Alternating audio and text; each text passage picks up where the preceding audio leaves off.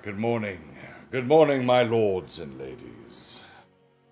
I hope you're all doing well. How's everybody doing? What's your week been going okay? What is today? Actually, what?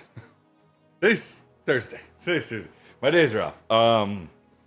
But welcome in. We've got the battle baby here with us. Can you say hi, Battle? Ready? There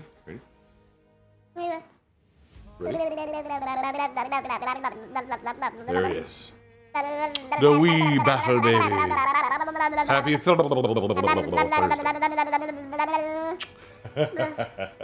Yes. Yes, Mister. He's got 3 teeth now. He's got one on the top, and I think there's a second one coming in on the top, and then he's got 2 on the bottom. That has been super fun for mommy, wasn't it? That's just been a hoot and a holler. That's what that's been. And he also started to crawl the other day. Yeah. There it is. Hey, let's go, 3 teeth. Gleeful sheep, good to see you. Hello. Let's let me announce the winners. Let's see. So first we had who's scruffy looking. Well done, brother. Second was Robozo. Glorious. And then third was Thunderbird Nix. So congratulations. And the fourth was Kayla, who's streaming right now. So make sure you guys go check out Kayla. She's crafting beans marvelously and skillfully. You should go check them out. It's amazing work. And then you can also commission her for one if you would like one yourself. How about that? Then the fourth was Gleeful Sheep. Fourth and Beyond also Caffeinated Squirrel. Fourth and Beyond Kishu. Welcome in, everybody. You guys are amazing. I appreciate you being here today. Let me catch up on chat, because I was selfishly scarfing up a breakfast real quick. It's been a great treat of mine has been making a really thin-sliced strip of beef, right? Cook it in the pan with some garlic, salt, pepper, nothing like too crazy. But then I'll take a bunch of cherry tomatoes, cut them up with avocado and some sauerkraut, right? And some fresh garlic all minced up, and just kind of mix it all together like a little salad, you know. Salt, pepper on that as well. The breakfast of champions, my lords and ladies. Absolutely marvelous. I would recommend it any day of the week. But Caffeinated Squirrel, 3 stream streak, thank you. Thunderbird Nix, 20 stream streak. Glorious. I'm glad to have been able to serve you all for so long. I hope you guys have fun. I really do. I appreciate that. Dang Geet, says Cleveland. You were so close. You were the fourth, right? Fourth. No. Yeah. Fourth. You were the fourth. You were so close. 11 streak. There's the streak there. Rico, I was informed that instead of a chair, I should bring an oven to a fridge fight. Is this an effective tactic? Please advise. Is the oven on, and is it full of gas? That's the real question. If yes, then yes, it's effective. If no, then you're woefully underpowered. It might be a fair fight. I don't know. That might be kind of close. Can you heft it? But Scruffy, yes, the baby. Jones, good to see you. Crimsonite, my lord. Welcome in, brother. Jones, Nix, Gleeful Sheep. And there's Kishu as well. I got you, boo. Garlic is too good for school. I love garlic. Honestly, the thing with me, whenever I cook, it's every recipe that's out there is like, make sure you use 2 to 3 cloves of garlic. You know, mince them up fine, throw them in there. I'm like, oh, you mean 16? 16 cloves of garlic? Because 3 is it's too weak. It's too weak. There must be more power to this. The only time that has failed me, there's only one time that backfired horribly, and that was, I make my own sauerkraut, right? Or at least I did, until the move. I'll get back into it. But I make my own sauerkraut. And there was this one, it was like, oh, you know, I usually you mince up the cabbage, or, you know, thin slice the cabbage. You dice up and shred carrot and put it in there. But there's this one recipe was like, oh yeah, you can add garlic in there. And it was funny because even in the notes, Even in the notes. It strictly told me, it strictly stated, do not add more garlic than this recipe describes. Don't do it. And like, any other recipe where I've read something, I'm like, you great fool. Of course I'm going to add more garlic. If this is two cloves, no, pathetic. Well, I added like 10. And even then, I think maybe 2 would have been too strong. So I minced up 10 cloves of garlic, added it to the sauerkraut, let it ferment. When I popped the cap on that thing in like 2 weeks, it was like a nuclear bomb went off in my house. Like, it was like boom. My wife wouldn't let me open it inside the house. I had to eat it outside. In my old job, maybe this is why they let me go at my old job, but it was some years ago, but maybe they held a grudge. I took like a little bit of this to work, and I was like, that's fine. I'll just shut the doors of my office, and I'll eat it in there with like my lunch, and that'll be fine. Yeah, that was a mistake. They evacuated the building. I'm not even joking. I opened the cabinet thing, like, something's dead in here. It was so bad. It tasted great, by the way. If you're a fan of garlic, you'll be a fan of that. It's like being punched in the face with a clove of garlic. Honestly, it was something else to behold. But hey, Baines, thank you for reminding me. Anyway, that's fine. It was good. I think the only thing I could have done that would have been, I don't even know if fish would have been worse, actually. But like an office no-no is you don't microwave fish. Well, you also don't open a Tupperware of nuclear garlic sauerkraut either, because my goodness. I still don't know if they really know it was me, but hey, I did that.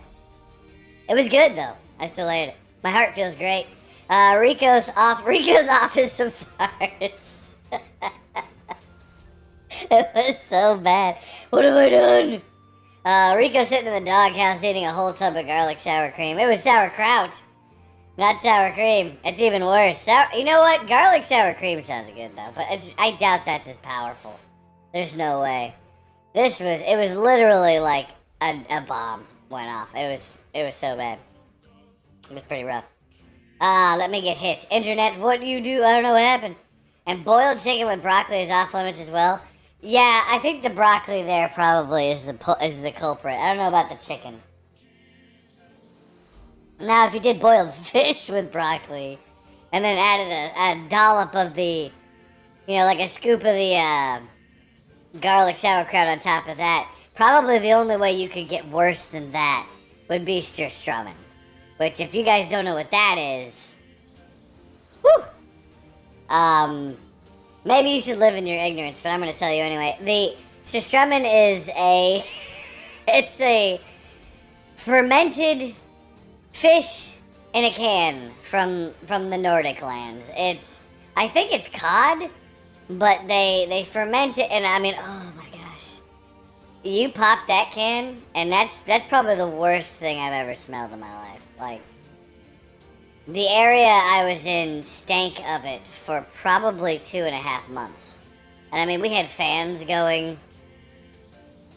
It was bad. I took one bite of it, and like, I've got a pretty strong constitution. I can eat some gnarly stuff and be fine. You know what I mean? Go through some pretty horrific things and not, technical or yawn all over the place. That was not the case with this. I took one bite, and it was like I had licked a bloated corpse of a whale on the beach. Like, it was so bad. It was so bad. I was like, I will not be here for seconds. I can't even finish the first. I think I'm gonna finish yawning though over here in the bushes. It was so bad. Oh, so bad. My goodness. I'm super tired of my birthday was pretty good yesterday. Good to hear, Dilladino. Good to hear. Happy post-birthday. I hope you had a great day. Gleeful love the stinky foods? She might. You know, it sounds delicious. I mean, there's a lot of really good things, that smell really bad. In my opinion, in my noble opinion, strumming is not one of those. It's a delicate. Like, I've had other things. There's like balut, which again I'm not a big fan of, but I could get it down. You know what I mean? I could get it down. There's also Thousand Year Egg. Again, I could get it down. It wasn't the worst. It wasn't great. Like, I wouldn't go back for seconds, but it was, it was okay. So strumming? No, it was just eating straight decay. That's all it was. It was just straight up rot. Ugh, it was the worst. I took myself to Applebee's after work and it was delicious. Applebee's.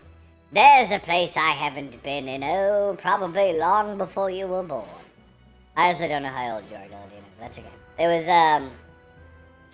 honestly, when I just got out of the Marine Corps, I had the veterans experience when it comes to Applebee's, Because every Veterans Day, they're like, come on in, and veterans, and get a free meal. And you'd have these people crawling out of the woodwork. People who got washed out in boot camp or anything like, I'm a veteran. I bled for this country. Give me your hot dog steak. And it's like, okay, I'm not a big fan of Applebee's. They've got some stuff that was good. But they lost me at the steaks. Like, their steaks, I swear, I give my honest opinion that I believe the steaks at Applebee's are just hot dog puree that are pressed into the shape of a steak. Like, the consistency when you're biting into it is like a hot dog. It's not like a steak. You know what I mean? The only other thing I could possibly think of as to why their steaks have that texture, have that consistency, is that maybe they do a quick tenderizer with, I think it's baking soda.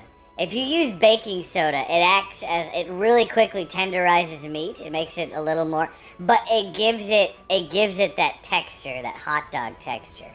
So you can use it in a pinch if you really got to tenderize some meat quick, but it is not. There's something wrong with the steaks at Applebee's. I don't know. I have questions. Have the Rico ever tried the Keisu Mazu? No, I have not. What is that? I have not tried it. I would try it. Not balut, I know. Balut was rough, but it was not the worst thing I've ever had. Do you guys want to know what balut is? You know what, just Google it.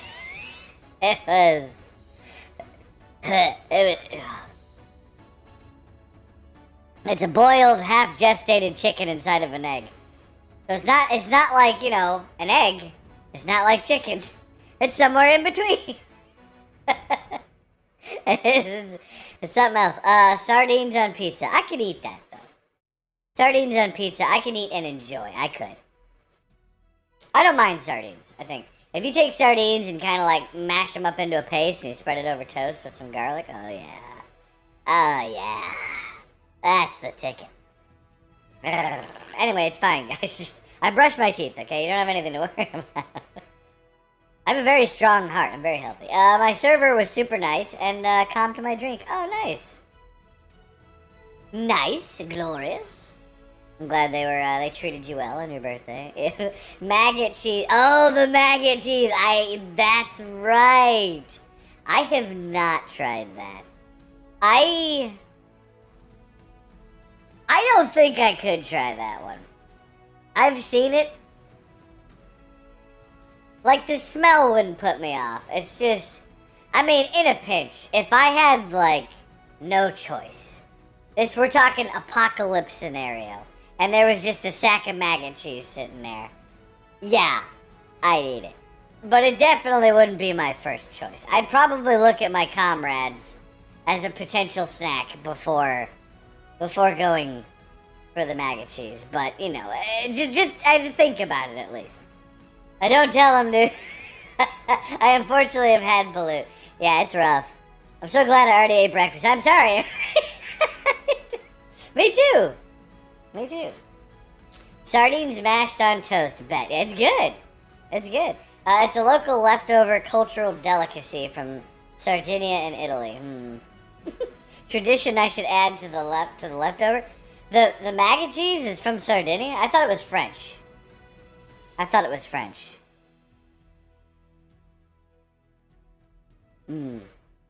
Coffee. Oh, the baby fell asleep. Okay.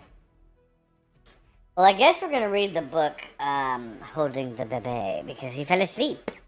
He did. He's a tired little fellow. Oh, look at him, wee and small and happy. So you can't just give your newborn. Well, he's not a newborn anymore. He's almost a year ago. Couple more months, he'll be a year old. He's 10 months. It'll be 11 months this month, actually. On the 21st. Yeah.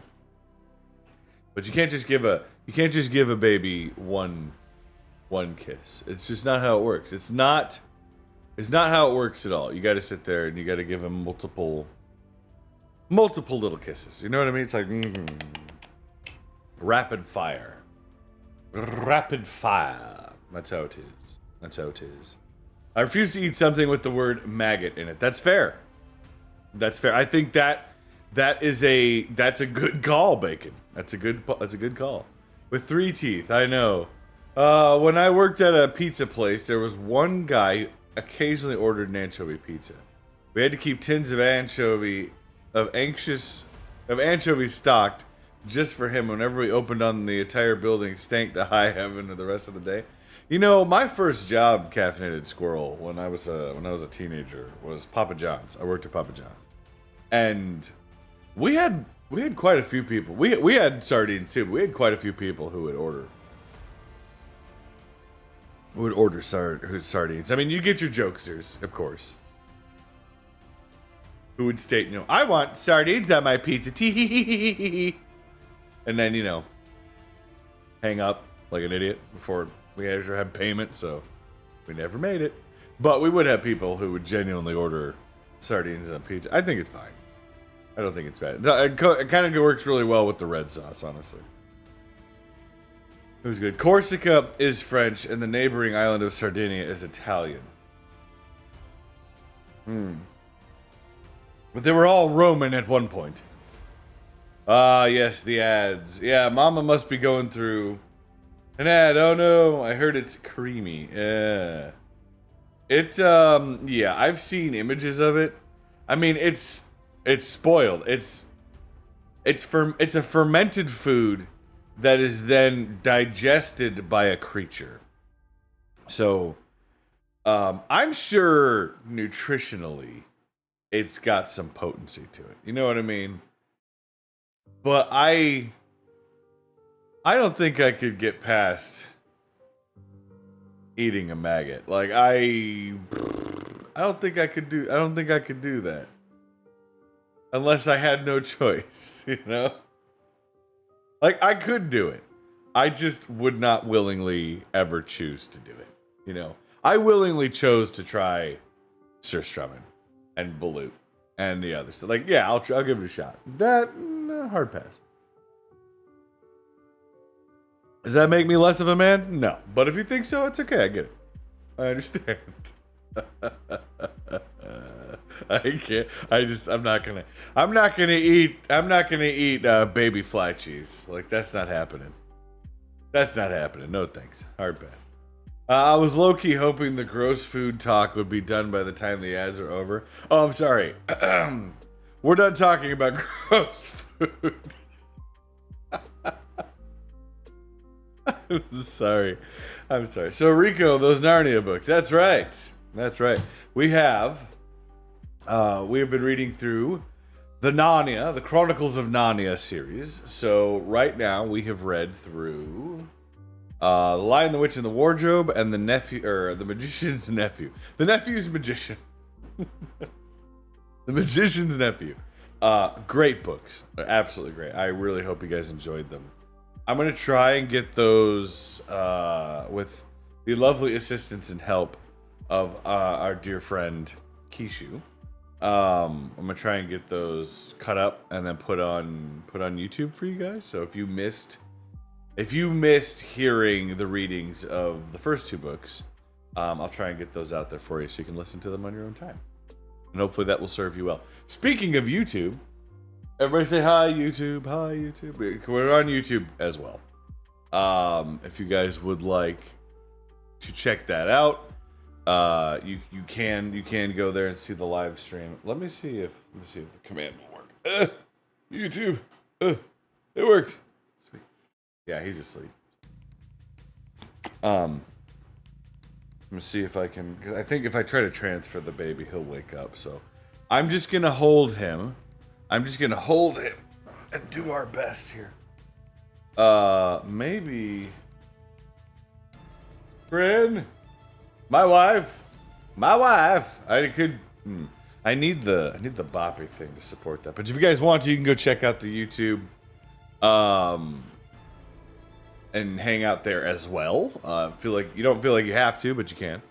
It's the Rico is Rico gaming one. That's the one that we're streaming to. My wife. Yeah, I kind of need the boppy so that he doesn't slide down, because just kind of. Yes. Oh yeah, you do. Thank you. Okay. So we got. All right, we're all set. We're all set, kids. We're all set. Let me know if there is an ad and stuff, and I will pause reading so that you guys don't miss anything. If that's super kosher and cool, and if I'm hard to hear because I'm kind of leaning back, I'm gonna lock the chair. Okay. All right. And then we'll get him right here, and hopefully he'll catch himself a really nice little nap. So we'll see how that goes. All right, so we're gonna go ahead and get started here. Thanks for hanging out with me and chatting. You know, you guys are great. So we are reading The Horse and His Boy. So The Horse and His Boy. So for a quick recap of what's going on, Shasta and Bree. So Shasta is a young boy that was in the land of Calormen, living with a fisherman. So,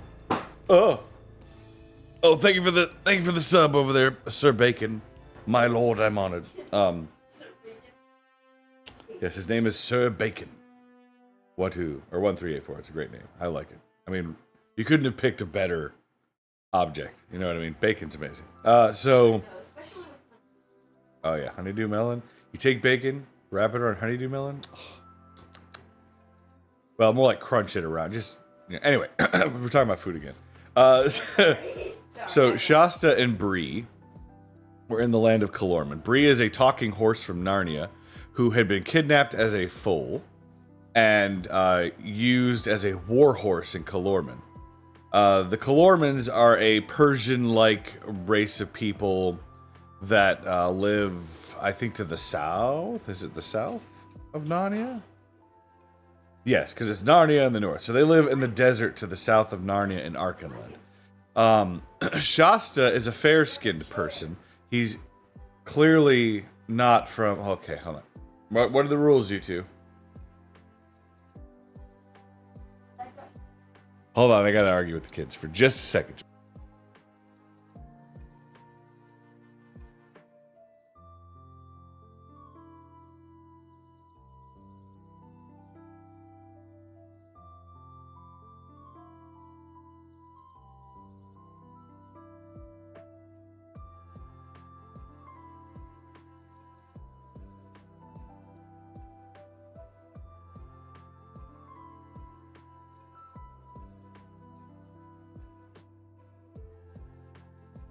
All right, there we go. Dealt with. Anyway, so both Bree and Shasta managed to escape. They ran away before the Tarkan, that which is like a Calormen lord, bought Shasta as a slave. So they both ran away to escape to Narnia, which Bree was fairly certain that Shasta was from there. On their way to the north, they ran into another person named Aravis, a Tarkina, so a lady of Calormen, of noble birth, who was running away because she didn't want to marry Ahashta Takan, who is now the vizier of the Tizrock, basically the king of Calormen. And so she was running away, and she was also on a talking horse who had been kidnapped, and her name was Hwin. So all three of them were making their way through a secret pass through the desert, where they're on their attempt to escape. So they made their way to I think they made it to a march. They're in a valley right now, and they're walking by a cool river on their way after getting through the desert, and it was very hot. And they escaped Kalorman. One of the things that happened to Shasta, though, when they had gone through the capital city of Tashban.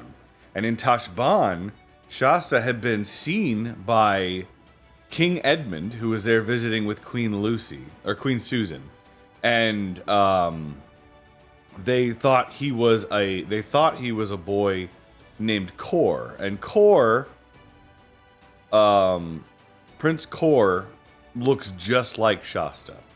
So they had taken him in and thought he was this, but then eventually Shasta managed to escape them when the real Kor showed up in the room, and he got away, and the Narnians escaped to the north because Prince Rabadash, who is the prince, the heir of the Tizrock of Kalorman, was in love with Susan, and Susan ran away because she didn't want to marry him because he's evil. And so now that he's riding north with 200 horse to capture Archenland and then hopefully capture Narnia to force Susan to be his bride. So that's where we're at right now. Yeah, Prince Corin. So now we're on chapter 10. So chapter 10 is called The Hermit of the Southern March.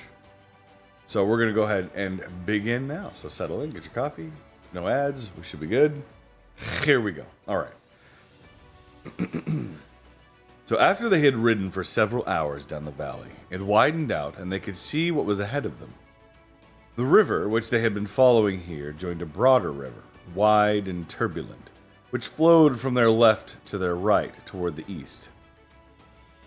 Beyond this new river, a delightful country rose gently in low hills, ridge beyond ridge to the northern mountains themselves.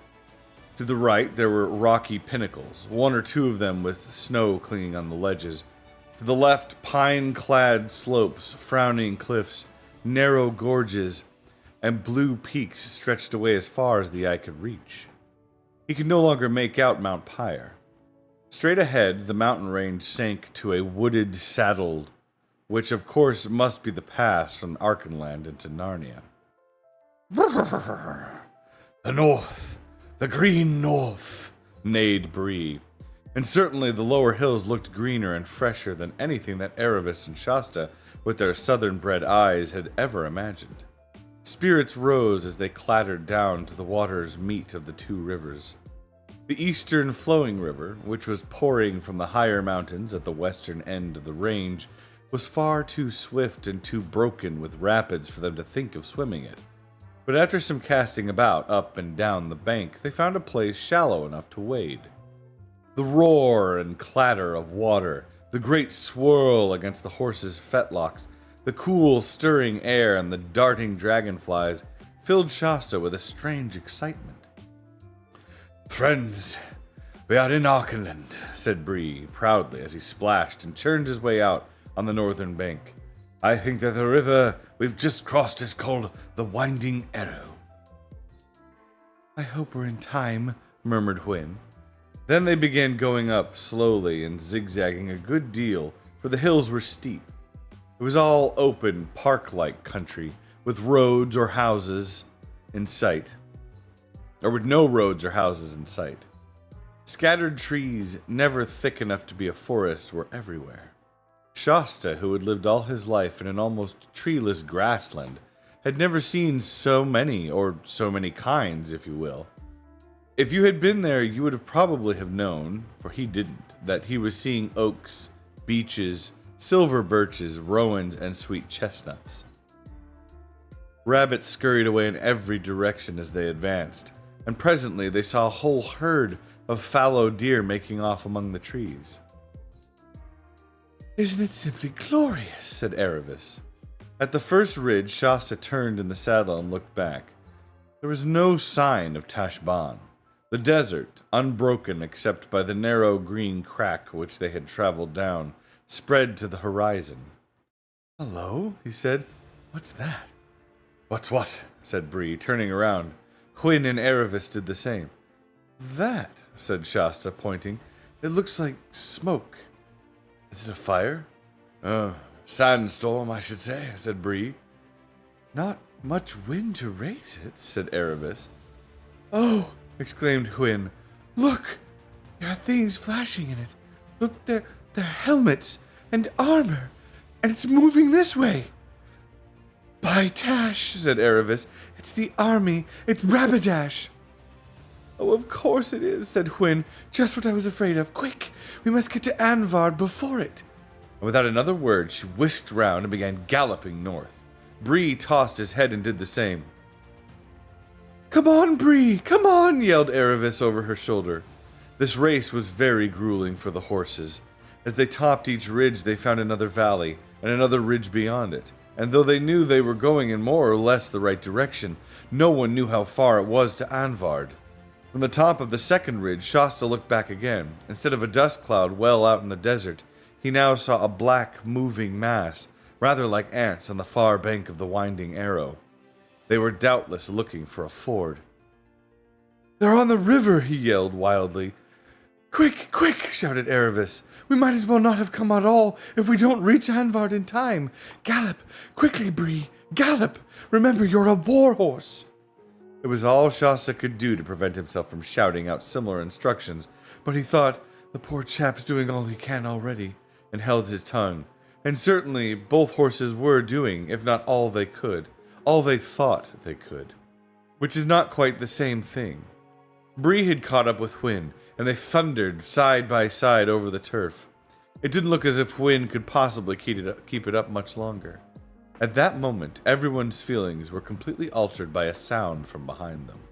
It was not the sound they had been expecting to hear, the sound of hooves and jingling armor mixed with, perhaps, Calormene battle cries. Yet Shasta knew it at once. It was the same snarling roar he had heard that moonlit night when they first met Erebus and Hwin. Bree knew it too. His eyes gleamed red, and his ears lay flat back on his skull, and Bree now discovered that he had not really been going as fast, not quite as fast as he could.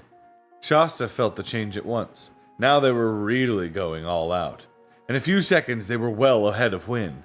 "It's not fair," thought Shasta. "I did think we'd be safe from lions here." He looked over his shoulder. Everything was only too clear. A huge, tawny creature, its body low to the ground like a cat, streaking across the lawn to a tree with a strange dog, or when a strange dog has gotten to the garden, was behind them, and it was nearer every second and half-second. He looked forward again and saw something, which he did not take in, or even think about. Their way was barred by a smooth green wall, about 10 feet high. In the middle of that wall there was a gate, open.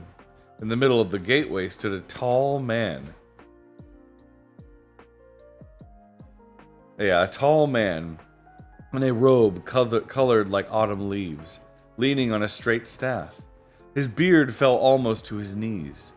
Shasta saw all this in a glance and looked back again. The lion had almost got Hwin now.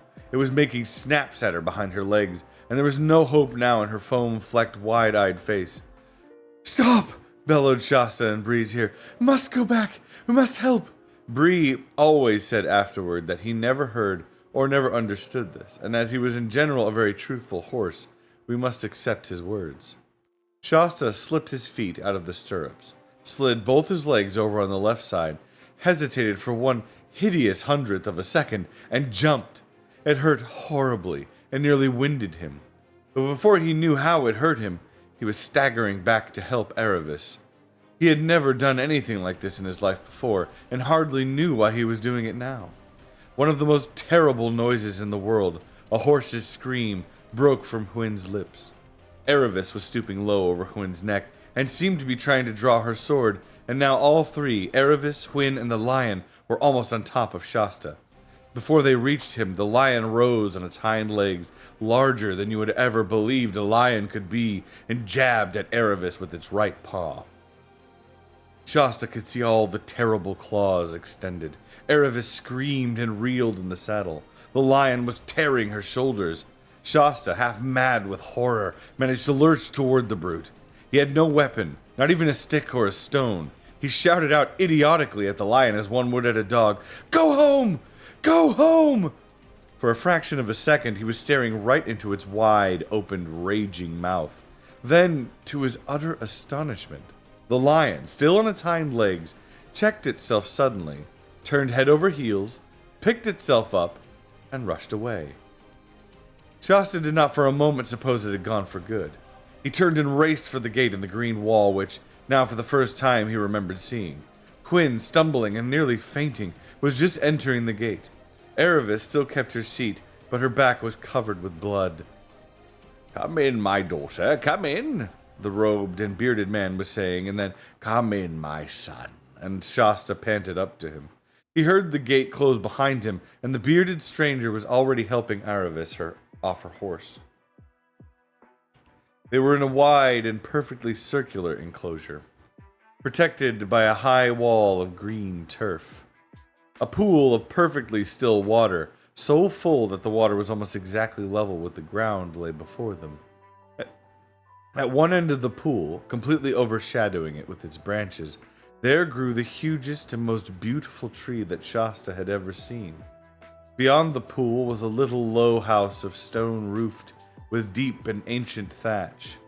There was a sound of bleating, and over the far side of the enclosure there were some goats. The level ground was completely covered with the finest grass. Are you, panted Shasta, are you King Loon of Arkenland? The old man shook his head. "Oh, no, he replied in a quiet voice. "I am the hermit of the Southern March. And now, my son, waste no time on questions, but obey. This damsel is wounded. Your horses are spent. Rabadash is at this moment finding a ford over the winding arrow. If you run now, without a moment's rest, you will still be in time to warn King Loon." Shasta's heart fainted at these words, for he felt he had no strength left, and he writhed inside at what seemed the cruelty and unfairness of the demand. He had not yet learned that if you do one good deed, your reward usually is to be set to do another, and harder and better one. But all he said out loud was, "Where's King Loon?" The hermit turned and pointed with his staff. "Look," he said, "there is another gate, right opposite to the one you entered by. Open it and go straight ahead. Always straight ahead, over level or steep, over smooth or rough, over dry or wet. I know by my art that you will find King Loon straight ahead. But run, always run." Shasta nodded his head, ran to the southern gate, and disappeared beyond it. Then the hermit took Erebus, whom he had all this time been supporting with his left arm, and half led, half carried her into the house. After a long time he came out again. "Now, cousins," he said to the horses, "it is your turn." Without waiting for an answer, and indeed they were too exhausted to speak, he took the bridles and saddles off both of them. Then he rubbed them both down so well that a groom in a king's stable could not have done it better. "There, cousins," he said, "dismiss it all from your mind and be comforted. Here is water, and there is grass. You shall have a hot mash when I have milked my other cousins, the goats." "Sir," said Hwyn, finding her voice at last, "will the Tarkina live? Has the lion killed her?" I who know many present things by my art," replied the hermit with a smile, "have yet little knowledge of things future. Therefore I do not know whether any man or woman or beast in the world will be alive when the sun sets tonight. But be of good hope.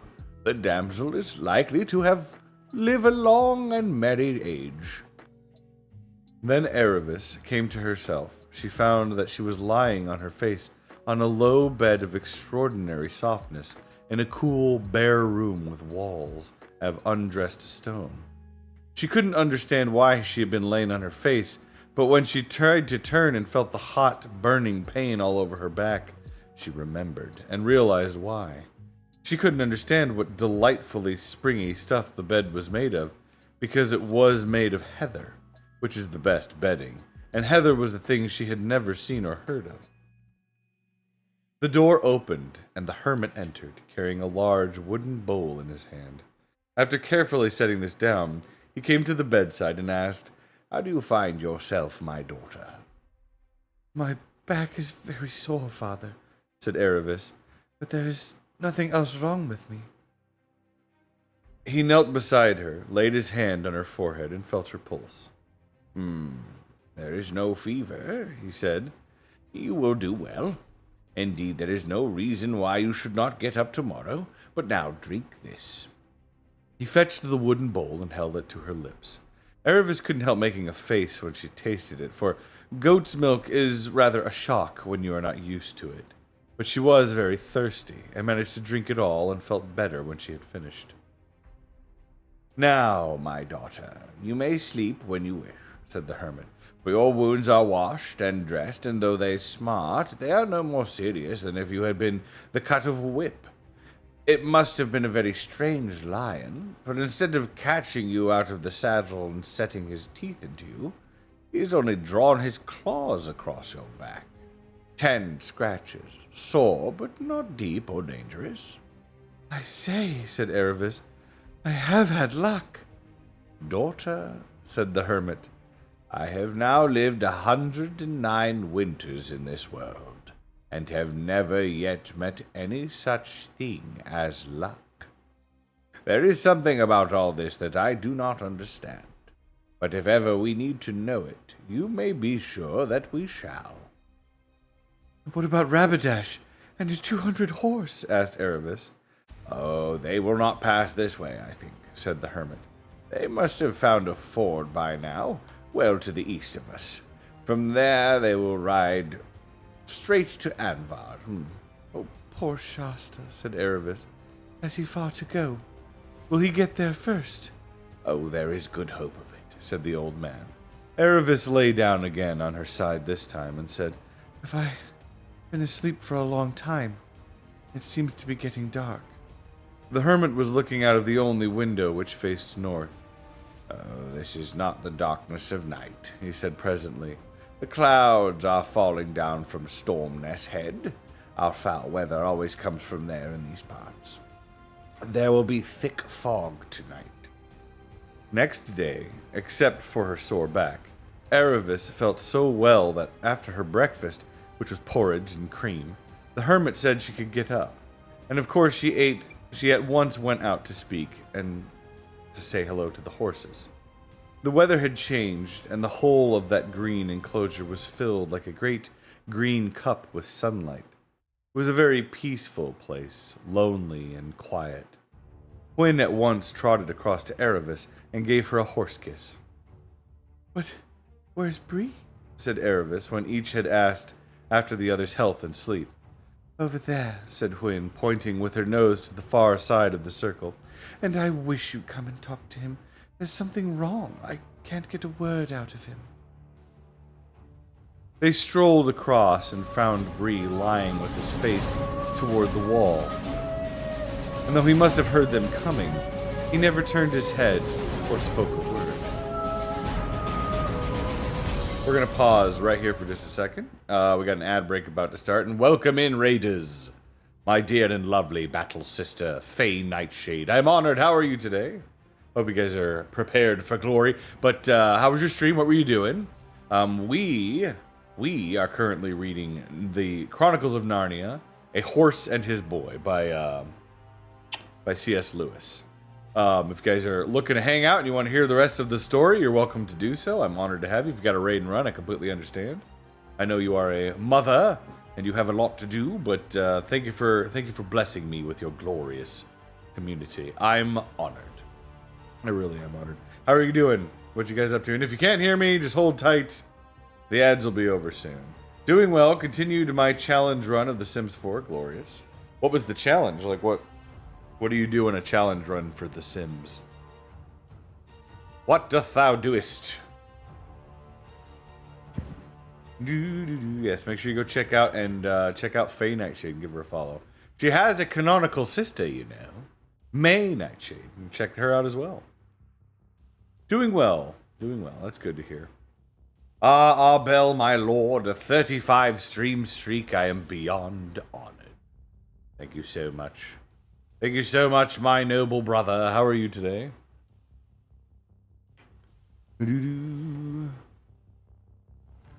Oh, there we go. I'm doing well, man. Good to hear. Good to hear. All right, the ads have started. So if you're stuck in the ads, just let me know when you're back. And I'd appreciate it, but it should be about a minute, and then we'll continue reading. There's different legacy challenge runs where each generation you have to get certain things accomplished before they meet there, and their heir takes over. Oh. That's it. So is it medieval? Is that what it is? That's interesting. I wonder if it's like a medieval thing.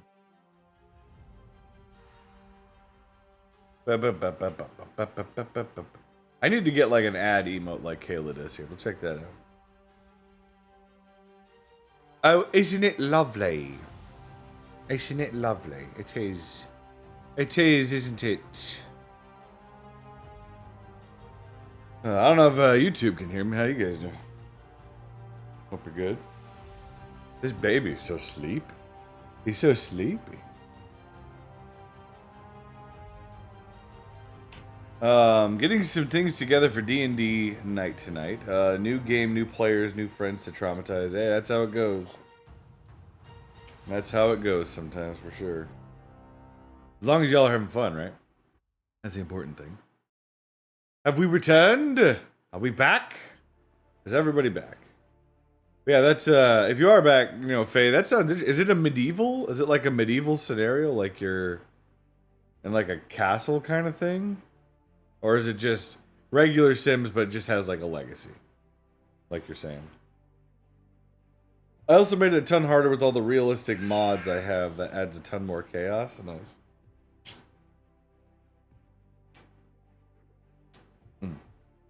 This baby is sleepy. Oh, he's starting to stir, though. There he goes. Nice and rest. Rest, my child. Rest. Regular Sims. Okay. Well, welcome in, all of you. I know that I am a pale replacement for the glory that is Faye Nightshade, but I will try to serve you well in your time you're spent here. But if you're going to bounce or you're going to head somewhere else, totally understand. Lots of wonderful people are live, including Kayla and I think Catherine, Naomi, maybe. Well, she might not be live today, but go check them all out. Thank you for the blessing of your fellowship. And if you want to hang out, we are reading The Horse and His Boy. So I'm going to continue along with that. Sit back, relax, enjoy, and here we go. Here we go. So, let's see. They strolled across and found Bree lying with his face toward the wall. And though he must have heard them coming, he never turned his head or spoke a word. "Good morning, Bree," said Erebus. "How are you this morning?" Bree muttered something that no one could hear. "The hermit says that Shasta probably got to King Loon in time," continued Erebus. "So it looks as if all our troubles are over, and Narnia at last, Bree."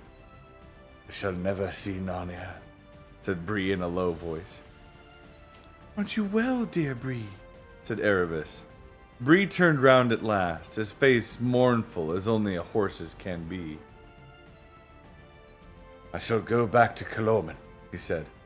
"What?" said Erebus. "Back to slavery?" "Yes," said Bree. "Slavery is all I'm fit for. How can I ever show my face among the free horses of Narnia? I who left a mare and a girl and a boy to be eaten by lions, while I galloped all I could to save my own wretched skin." "We all ran as hard as we could," said Hwyn. "Shasta didn't," snorted Bree. "At least he ran in the right direction. He ran back. And that is what shames me most of all.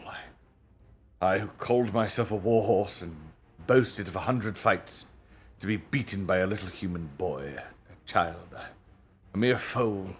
who had never held a sword, nor any good nature for example in his life. I know, said Erebus. I felt just the same. Shasta was marvelous. I'm just as bad as you, Bree. I've been snubbing him and looking down on him ever since he met us, and now he turns out to be the best of us all. But I think it would be better to stay and say we're sorry than to go back to Calormen. It's all very well for you, said Bree. You haven't disgraced yourself. But I've lost everything. My good horse, said the hermit, who had approached them unnoticed, because his bare feet made so little noise on that sweet, dewy grass. My good horse, you've lost nothing but your self-conceit. No, no, cousin, don't put your ears and shake your mane at me. If you are really so humbled as you sounded a minute ago, you must learn to listen to sense. You're not quite the great horse you had been to think of, from living among poor dumb horses. Of course, you were braver and cleverer than them. You could hardly help being that. It doesn't follow that you'll be anyone very special in Narnia. But as long as you know you're nobody very special, you'll be a very decent sort of horse, on the whole, and taking one thing with another. Now, if you and my other four-footed cousins will come round to the kitchen door, we'll see about the other half of that mash. And that is the end of chapter 10. Thank you for the lurk, Faye. The Unwelcome Fellow Traveler, chapter 11. When Shasta went through the gate, he found a slope of grass and a little heather running up before him to some trees. He had nothing to think about now and no plans to make. He had only to run, and that was quite enough. His limbs were shaking, a terrible stitch was beginning in his side, and the sweat that kept dropping into his eyes blinded them and made them smart. He was unsteady on his feet, too, and more than once he nearly turned his ankle on a loose stone. The trees were thicker now than they had been. In more of the open spaces there was bracken. The sun had gone in without making it any cooler, and it had become one of those hot, gray days when there seemed to be twice as many flies as usual. Shasta's face was covered with them. He didn't even try to shake them off. He had too much else to do. Suddenly, he heard a horn. Not a great throbbing horn like the horns of Tashbaan, but a merry call. Hope that worked. Next moment, he came out into a wide glade and found himself in a crowd of people. At least, it looked a crowd to him. In reality, there were about 15 or 20 of them. All gentlemen in green hunting dress, with their horses, some in the saddle, and some standing by their horses' heads. In the center, someone was hiding the stirrup for a man to mount, and the man he was holding it for was the jolliest, fat, apple-cheeked, twinkling-eyed king you could ever imagine. As soon as Shasta saw or came in sight, this king forgot all about mounting his horse. He spread out his arms to Shasta, his face lit up, and he cried out in a great, deep voice that seemed to come from the bottom of his chest, "Corin, my son! And on foot and in rags! What? No!" panted Shasta, shaking his head. "Not Prince Corin. I know I'm like him. Saw his highness at Tashbaan. Sent his greetings." The king was staring at Shasta with an extraordinary expression on his face. Are you King Loon?" gasped Shasta. And then, without waiting for an answer, "Lord King, fly to Anvard. Shut the gates. Enemies upon you. Rabadash and 200 horse." "Have you assurance of this boy?" asked one of the other gentlemen. "My own eyes," said Shasta. "I've seen them. Raced them all the way from Tashbaan." "On foot," said the gentleman, raising his eyebrows a little. "Horses with the hermit," said Shasta. "Question him no more, Darren," said the King Loon. "I see truth in his face. We must ride for a gentleman, and spare a horse there for the boy. You can ride fast, friend." For an answer, Shasta put his foot in the stirrup of the horse which had been led toward him, and a moment later he was in the saddle. He He had done it 100 times with Bree in the last few weeks, and his mounting was very different now from what it had been on that first night when Bree had said that he climbed up a horse as if he were climbing a haystack. He was pleased to hear the Lord Darren say to the king, "The boy has a true horseman's seat, sire. I'll warrant there's noble blood in him." "His blood, aye, there's the point," said the king, and he stared hard at Shasta again with that curious expression, almost a hungry expression in his steady gray eyes. But by the whole party was moving off at a brisk canter. Shasta's seat was excellent, but he was sadly puzzled what to do with his reins, for he had never touched the reins while he was on Bree's back. But he looked very carefully out of the corners of his eyes to see what the others were doing, as some of us have done at parties when we weren't quite sure which knife or fork we were meant to use, and tried to get his fingers right. But he didn't dare to try to really direct the horse.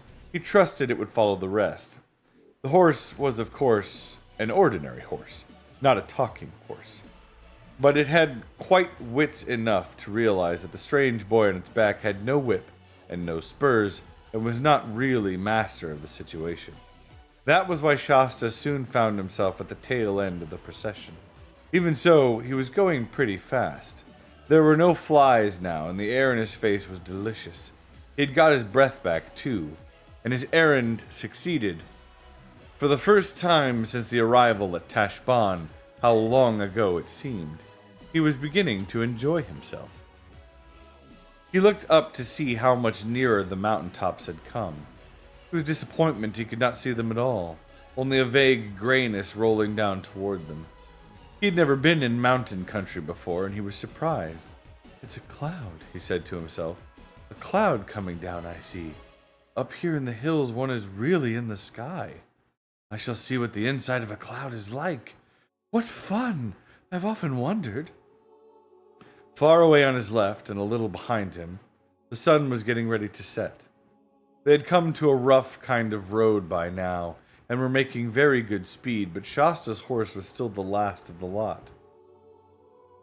Once or twice, when the road made a bend, there was now continuous forest on each side of it. He lost sight of the others for a second or two. Then, they plunged into the fog, or else the fog rolled over them.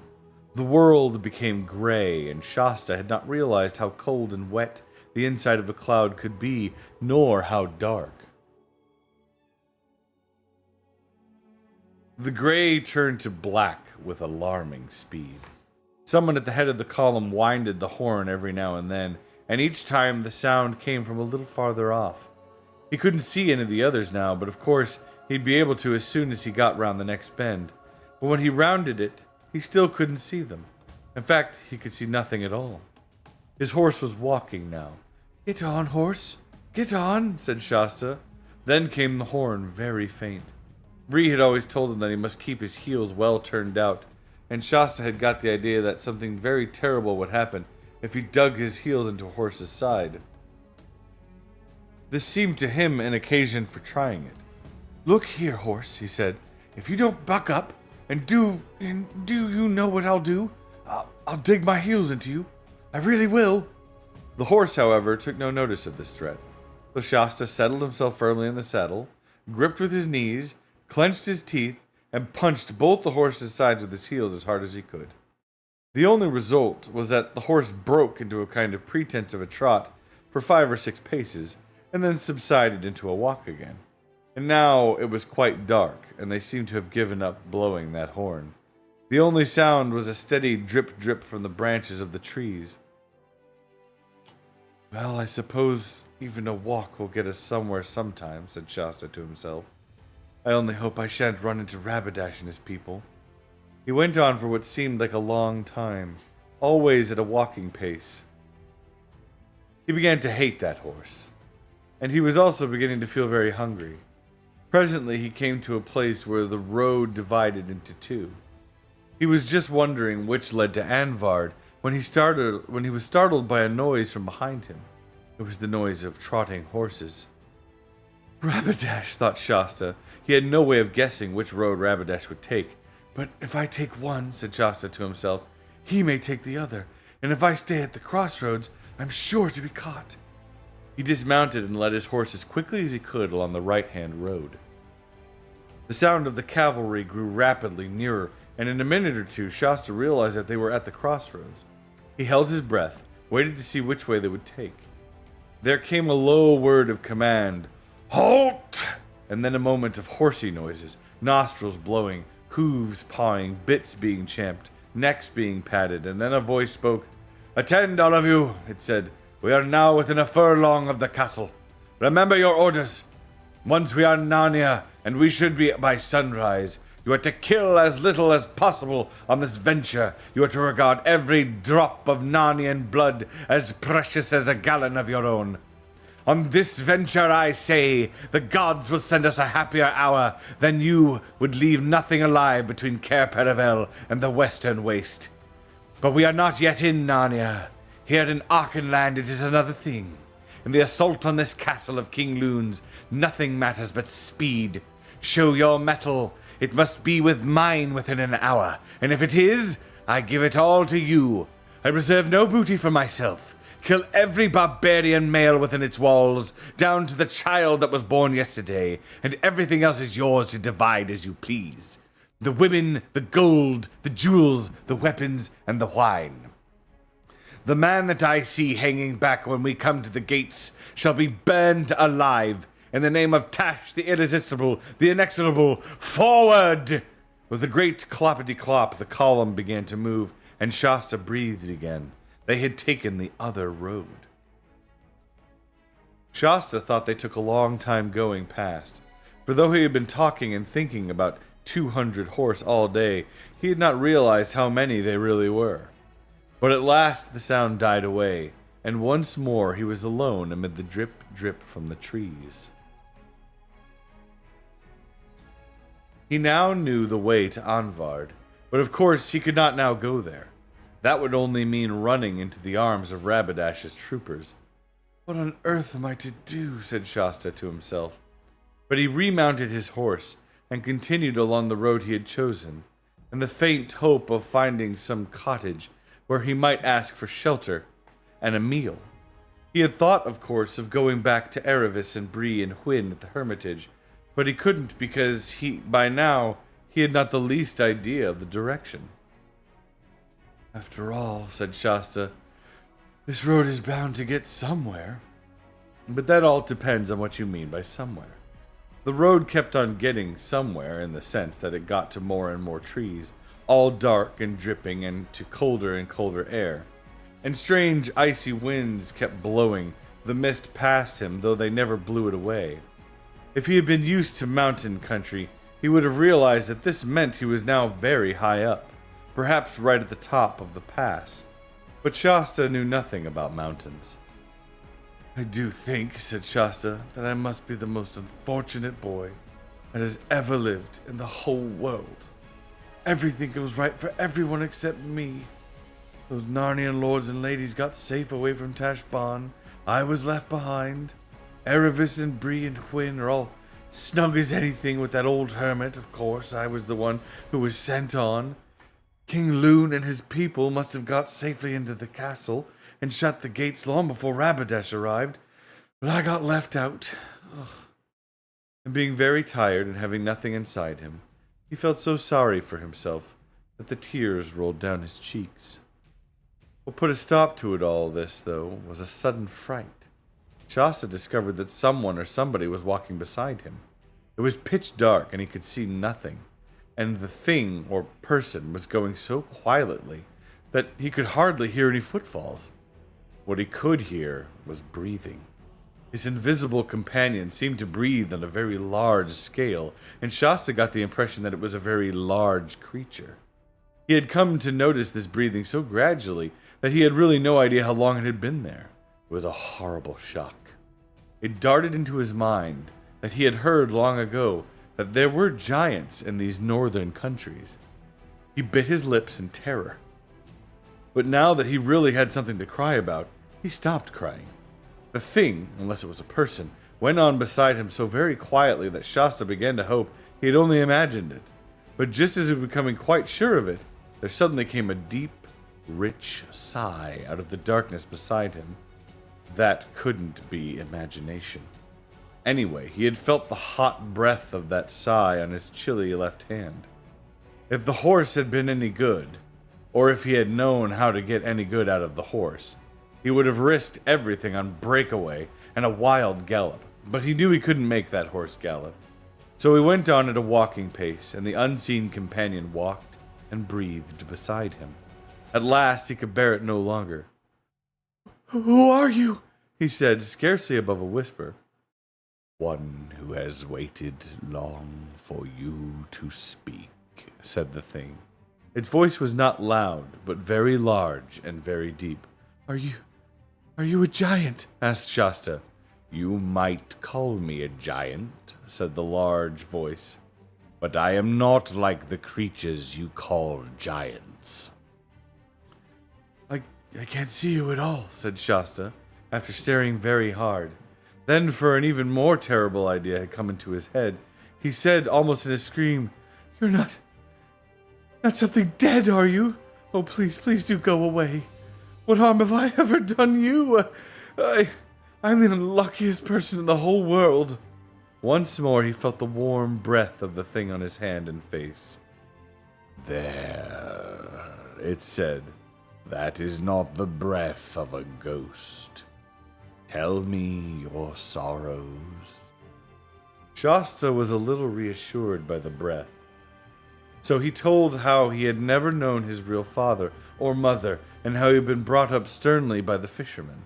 And then he told the story of his escape, and how they were chased by lions and forced to swim for their lives, and of all their dangers in Tashbaan, and about his night among the tombs, and how the beasts howled at him out of the desert. And he told about the heat and thirst of their desert journey, and how they were almost at their goal when another lion chased them and wounded Erevis, and also how very long it was since he had had anything to eat.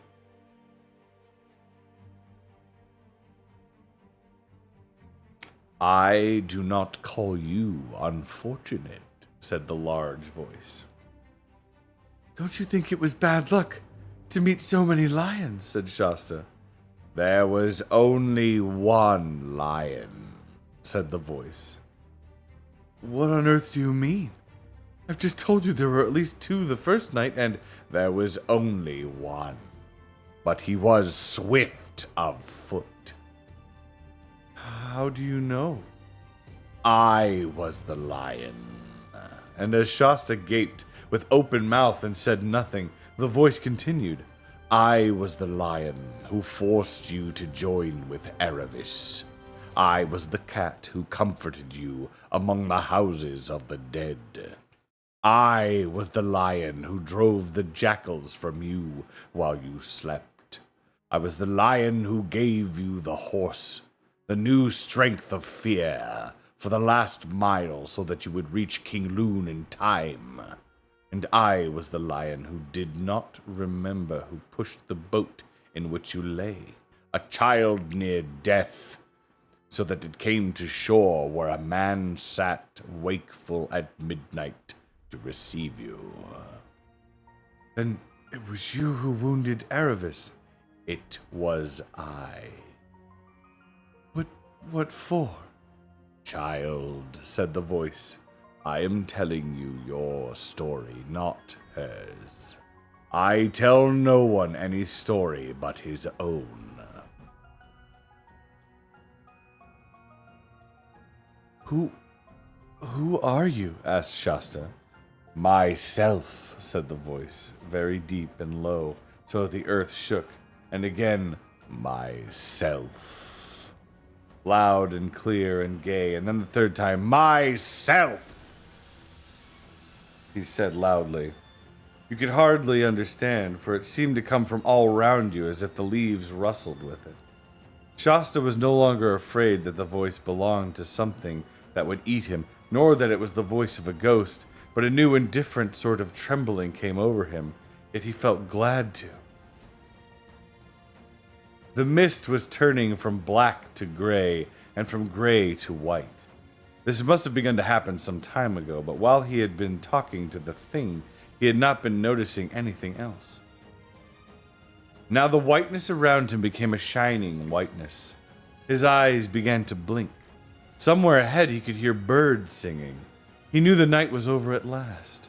He could see the mane and ears and head of his horse quite easily now. A golden light fell on them from the left. He thought it was the sun. He turned and saw pacing beside him, taller than a horse, a lion. The horse did not seem to be afraid of it, or else could not see it. It was from the lion that the light came. No one ever saw anything more terrible or beautiful. Luckily, Shasta had lived all his life too far south in Calormen to have heard the tales that were whispered in Tashbaan about a dreadful Narnian demon that appeared in the form of a lion. And of course, he knew none of the true stories about Aslan, the great lion, the son of the Emperor over the sea, the king above all high kings in Narnia. But after one glance at the lion's face, he slipped out of the saddle and fell at its feet. He couldn't say anything, but then he didn't want to say anything, and he knew he needn't say anything. The high king above all kings stooped toward him. Its mane and some strange and solemn perfume that hung about the mane was all around him. It touched his forehead with its tongue. He lifted his face, and their eyes met. Then instantly the pale brightness of the mist and the fiery brightness of the lion rolled themselves together into a swirling glory and gathered themselves up and disappeared. He was alone with the horse on a grassy hillside under a blue sky, and there were birds singing. And that is the end of chapter 11. So if you guys want to chill for just a second, get coffee, stretch a bit. I gotta adjust the baby. Here we go. There he goes. Ooh. How you guys enjoying this so far? I love this book. This is such a great book. I just enjoy it. I just enjoy it. It's so good. Oh. There we go, little guy. Now we get a sip of coffee.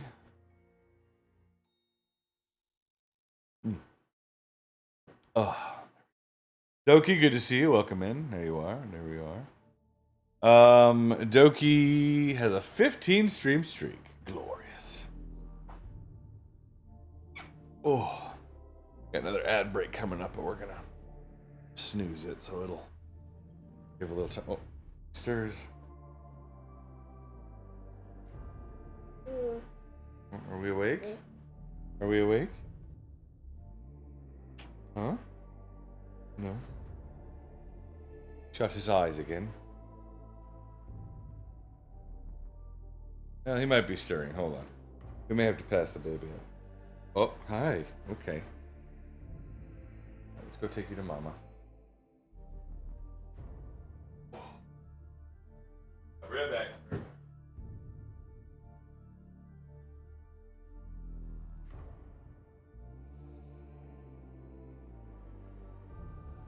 Hello.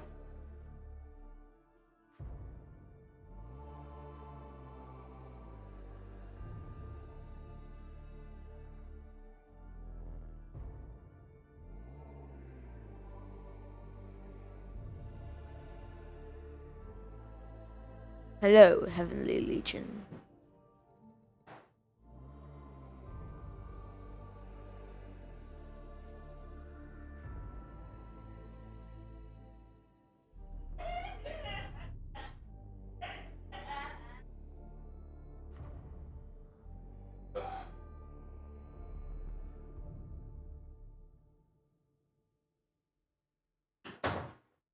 Well, of course, you know, my children come running in here. I'm trying to pass the baby off, and I need mongrels, all of them. Anyway, it's fine. Okay. Let's snooze the... Well, I guess we'll let the ad run. It's got 11 seconds until it runs. We'll do the ad break, and then we will start the next chapter. We'll start the next chapter. Oh. Okay. We're good. We're good. Again, we are streaming this on both... we're doing Twitch and YouTube.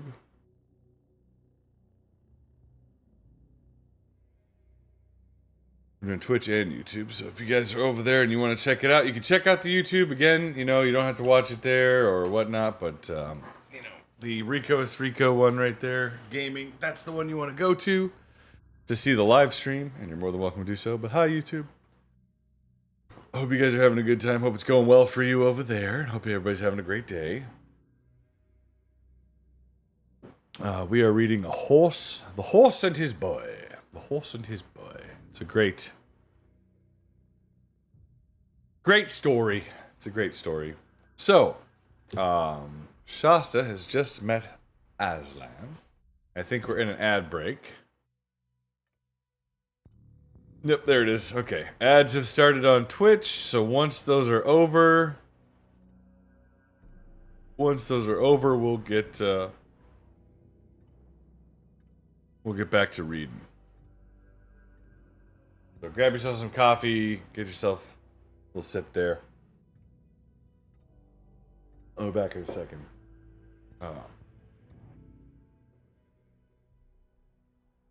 Woo! Oh man, I love this book though. The next ones are great too though, because the ones after this are Prince Caspian, Voyage of the Dawn Treader, The Silver Chair, and then The Last Battle. They're all really good. They're all really good reads. But let's see, how many chapters we left? We got 1, 2, 3, I think 4 or 5 chapters. Finish up going through here. You know, we might finish this today if we just stick to that and not do any artwork. We might finish the book. Maybe we shall. Maybe we shall.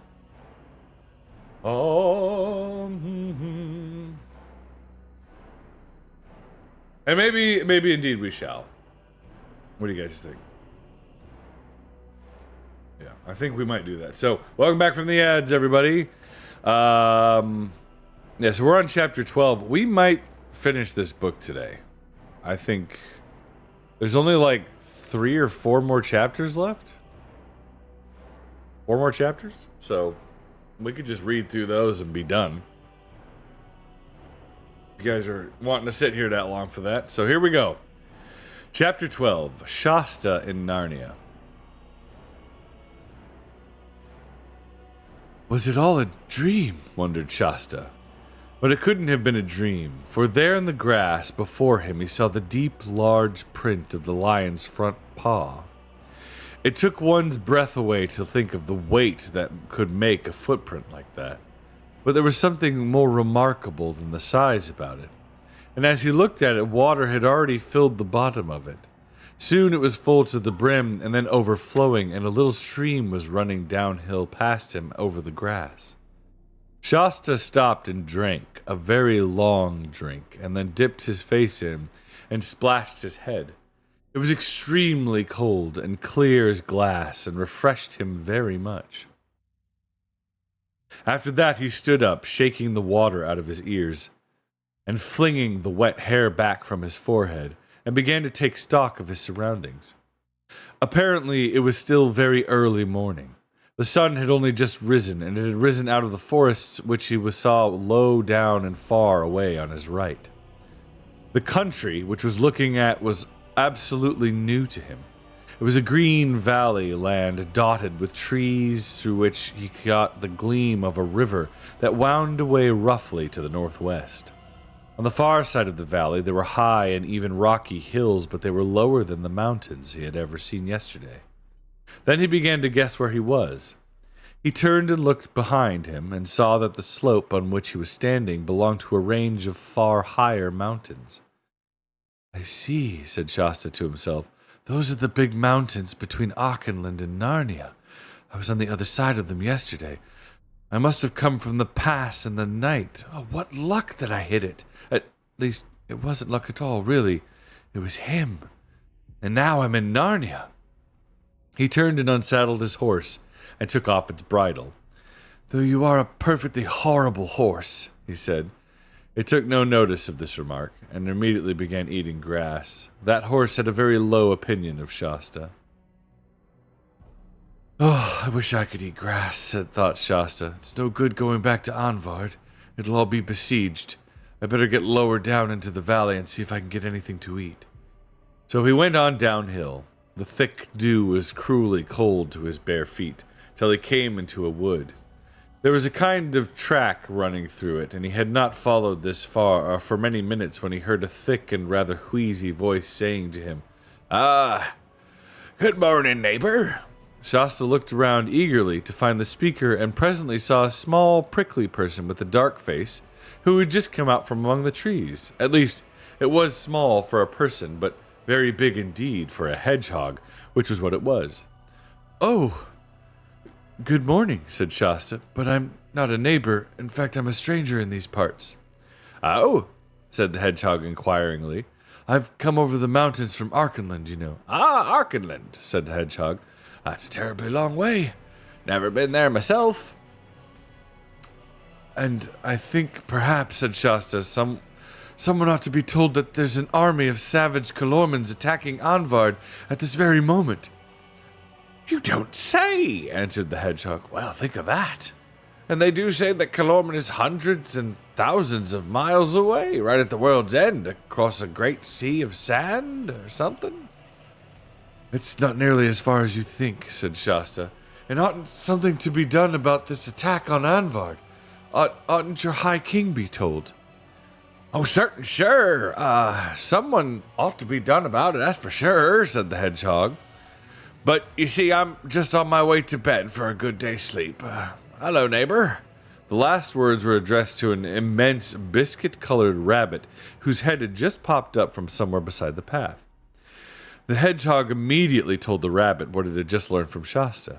The rabbit agreed that this was very remarkable news, and that somebody ought to tell someone about it with a view to do something. And so it went on. Every few minutes they were joined by other creatures, some from the branches overhead and some from the little underground houses at their feet, till the party consisted of 5 rabbits, a squirrel, 2 magpies, a goat-foot fawn, and a mouse, who all talked at the same time and all agreed with the hedgehog. For the truth was that in that golden age when the witch and the winter had gone and Peter, the High King, ruled at Cair Paravel, the smaller woodland people of Narnia were so safe and happy that they were getting a little careless. Presently, however, 2 more practical people arrived in the little wood. One was a red dwarf, whose name appeared to be Duffel. The other was a stag, a beautifully lordly creature, with wide, liquid eyes, dappled flanks, and legs so thin and graceful that they looked as if you could break them with 2 fingers. "Oh, lion alive!" roared the dwarf as soon as he heard the news. "And as if so, why are we all standing here chattering? Enemies at Anvard? News must be sent to Cair Paravel at once. The army must be called out. Narnia must go to the aid of King Loon." "Oh, right," said the hedgehog. "But you won't find the High King at Cair. He's away to the north, trouncing those giants and talking of giant neighbors. That puts me in mind." "Who'll take our message?" interrupted the dwarf. "Anyone here got more speed than me?" "I've got speed," said the stag. "What's my message? How many Calormans?" 200 under Prince Rabadash, But the stag was already away, all 4 legs off the ground at once, and in a moment its white stern had disappeared among the remoter trees. "Oh, I wonder where he's going," said a rabbit. "He won't find the High King at Cair Paravel, you know." He will find King Lucy," said Duffel. "And hello. What's wrong with the human? It looks pretty green. I don't believe it's quite faint. Perhaps it's mortal hungry. When did you last have a meal, youngster?" "Yesterday morning," said Shasta weakly. "Oh, come on then, come on," said the dwarf, at once throwing his thick little arms around Shasta's waist to support him. "Why, neighbors, we ought all be ashamed of ourselves. You come with me, lad. Breakfast. Better get talking." With a great deal of bustle, muttering reproaches to himself, the dwarf half led and half supported Shasta at great speed further into the wood and a little downhill. It was a longer walk than Shasta wanted at that moment, and his legs had begun to feel very shaky before they came out from the trees onto bare hillside. There they found a little horse with a smoking chimney. or little house with a smoking chimney and an open door, and as they came to the doorway, Duffel called out, "Hey, brothers, a visit for breakfast?" And immediately, mixed with a sizzling sound, there came to Shasta a simply delightful smell. It was one he had never smelled in his life before, but I hope you have. It was, in fact, the smell of bacon and eggs and mushrooms all frying in a pan. "Mind your head, lad," said Duffel a moment too late, for Shasta had already bashed his forehead against the low lintel of the door. "Now," continued the dwarf, "sit you down. Table's a bit low for you, but then the stool's low too. That's right. And here's porridge, here's a jug of cream, and here's a spoon." And by the time Shasta had finished his porridge, the dwarves' two brothers, whose names were Rogan and Bricklethumb, were putting the dish of bacon and eggs and mushrooms in the coffee pot and the hot milk and the toast on the table. It was all new and wonderful to Shasta, for Calorman food is quite different. He didn't even know what the slices of brown stuff were, for he had never seen toast before. He didn't know what the yellow soft thing was they smeared on the toast was, because in Calorman you nearly always get oil instead of butter, and the house itself was quite different from the dark, frosty, fish-smelling hut of Arshish and from the pillared and carpeted halls in the palaces of Tashban. The roof was very low, and everything was made of wood, and there was a cuckoo clock, spells weird. And there was a cuckoo clock and a red and white checked tablecloth and a bowl of wildflowers and little curtains on the thick-paned windows. It was also rather troublesome having to use dwarf cups and plates and knives and forks. This meant that helpings were very small, but then there were a great many helpings, so that Shasta's plate or cup was being filled every moment. And every moment the dwarves themselves were saying, "Butter, please," or "Another cup of coffee. Oh, I'd like a few more mushrooms. What about those frying another egg or some?" And then at last they had all eaten as much as they possibly could. The three dwarves drew lots for who would do the washing up, and Rogan was the unlucky one. Then Duffel and Bricklethumb took Shasta outside to a bench, which ran against the cottage wall, and they all stretched out their legs and gave a great sigh of contentment, and the two dwarves lit their pipes. The dew was off the grass now, and the sun was warm. Indeed, if there hadn't been a light breeze, it would have been too hot. "Now, stranger," said Duffel, "I'll show you the lie of the land. You can see nearly all South Narnia from here, and we're rather proud of the view. It's nice, isn't it? Right away on your left, beyond those near hills, you can just see the western mountains. And that round hill away on your right is called the Hill of the Stone Table, and just beyond..." But at that moment he was interrupted by a snore from Shasta, who, what with the night's journey and his excellent breakfast, had gone fast asleep. The kindly dwarfs, as soon as they noticed this, began making signs to each other not to wake him, and indeed did so much whispering and nodding and getting up and tiptoeing away that they certainly would have waked him if he had been less tired. He slept pretty well nearly all day, but woke up in time for supper. The beds in that house were all too small for him, but they made him a fine bed of heather on the floor, and he never stirred or dreamed all night. Next morning they had just finished breakfast when they heard a shrill, exciting sound from outside. "Trumpets!" said all the dwarves as they and Shasta all came running out. The trumpets sounded again, a new noise to Shasta, not huge and solemn like the horns of Tashban, nor gay and merry like King Loon's hunting horn, but clear and sharp and valiant. The noise was coming from the woods to the east, and soon there was a noise of horse hooves mixed with it. A moment later, the head of the column came into sight. First came the Lord Peridin on a bay horse carrying the great banner of Narnia, a red lion on a green ground. Shasta knew him at once. Then came three people riding abreast, two on great chargers and one on a pony. The two on the chargers were King Edmund and a fair-haired lady with a very merry face, who wore a helmet and a mail shirt and carried a bow across her shoulder and a quiver full of arrows at her side. "The Queen Lucy," whispered Duffel. But the one on the pony was Corin. After that came the main body of the armor, men on ordinary horses, men on talking horses who didn't mind being ridden on proper occasions, as when Narnia went to war, centaurs, stern, hard-bitten bears, great talking dogs, and last of all, 6 giants. for there are good giants in Narnia. But though he knew they were on the right side, Shasta at first could hardly bear to look at them. There are some things that take a lot of getting used to. Just as the king and queen reached the cottage and the dwarves began making low bows to them, King Edmund called out, "Now, friends, time for a halt and a morsel."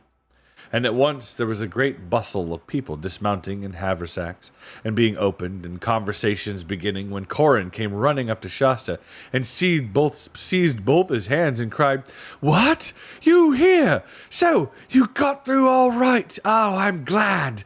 Now we shall have some sport. And isn't it lucky? We've only gotten to the harbour at Cair Paravel yesterday morning, and the very first person who met us was Shervy the Stag, with news of an attack on Anvard. Don't you think—" "Who is your highness's friend?" said King Edmund, who had just got off his horse. "Oh, don't you see, sire?" said Corin. "It's my double, the boy you mistook for me at Tushbarn."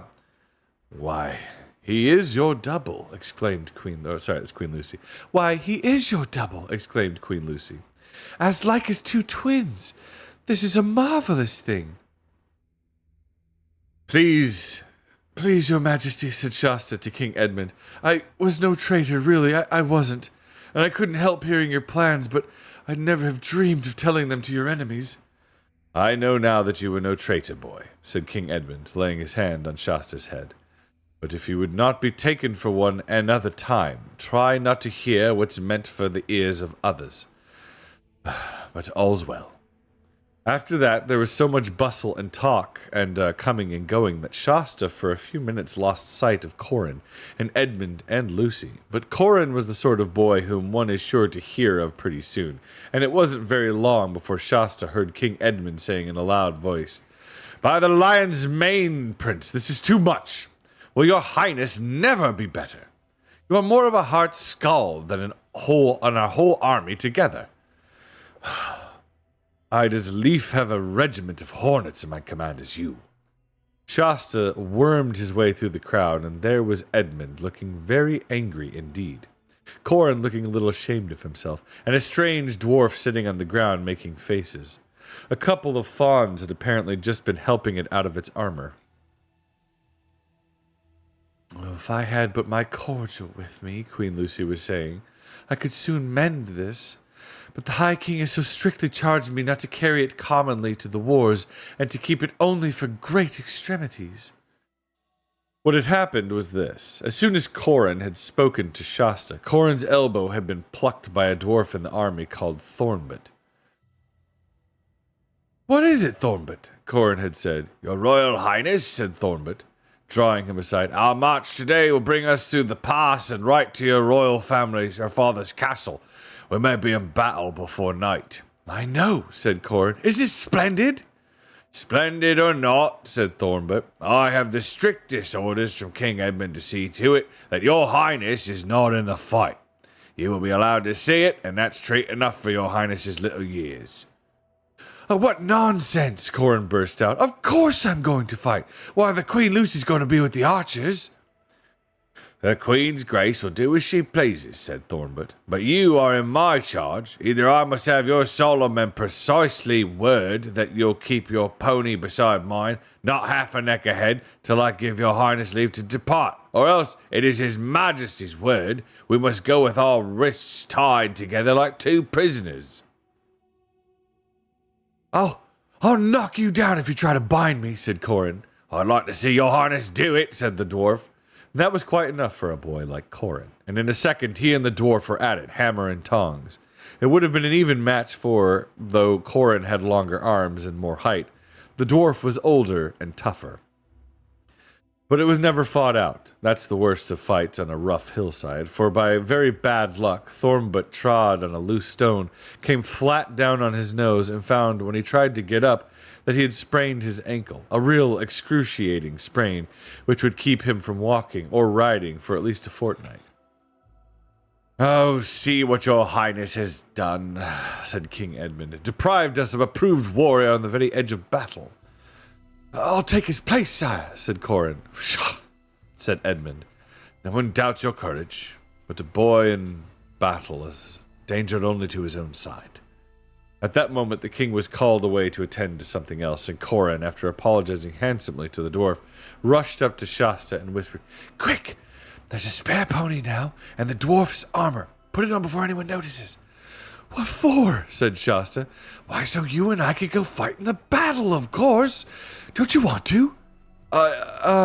Yes, of course," said Shasta, but he hadn't been thinking of doing so at all, and began to get a most uncomfortable, prickly feeling in his spine. "That's right," said Corin. "Over your head. Now the sword belt. But we must ride near the tail of the column and keep as quiet as mice. Once the battle begins, everyone will be far too busy to notice us." The end of chapter 12. Chapter 13. You think so? Chapter 13.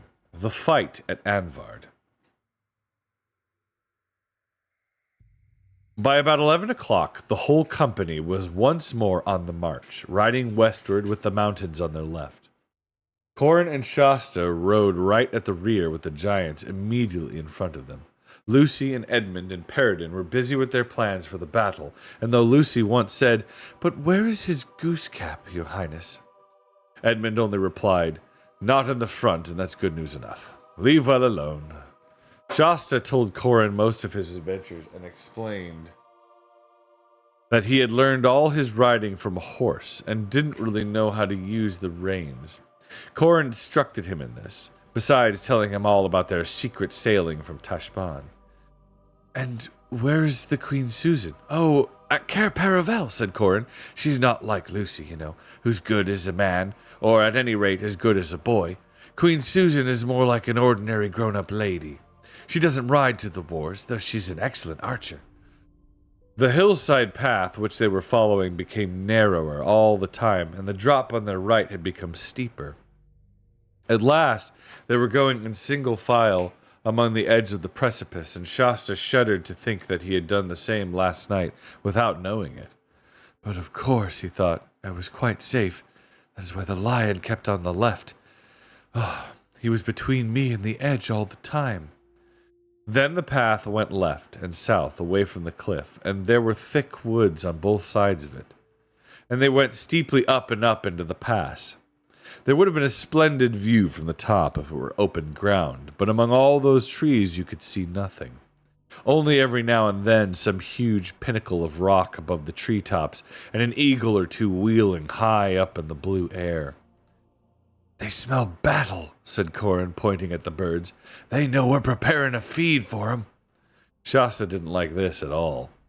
When they had crossed the neck of the pass and come a good deal lower, they reached more open ground, and from here Shasta could see all Archenland, blue and hazy, spread out below him, and even he thought a hint of the desert beyond it. But the sun, which had perhaps 2 hours or so to go before it set, was in his eyes, and he couldn't make things out distinctly. Here the army halted and spread out in a line, and there was a great deal of rearranging. A whole detachment of very dangerous-looking talking beasts whom Shasta had not noticed before, and who were mostly of the cat kind, leopards, panthers, and the like, went padding and growling to take up their positions on the left.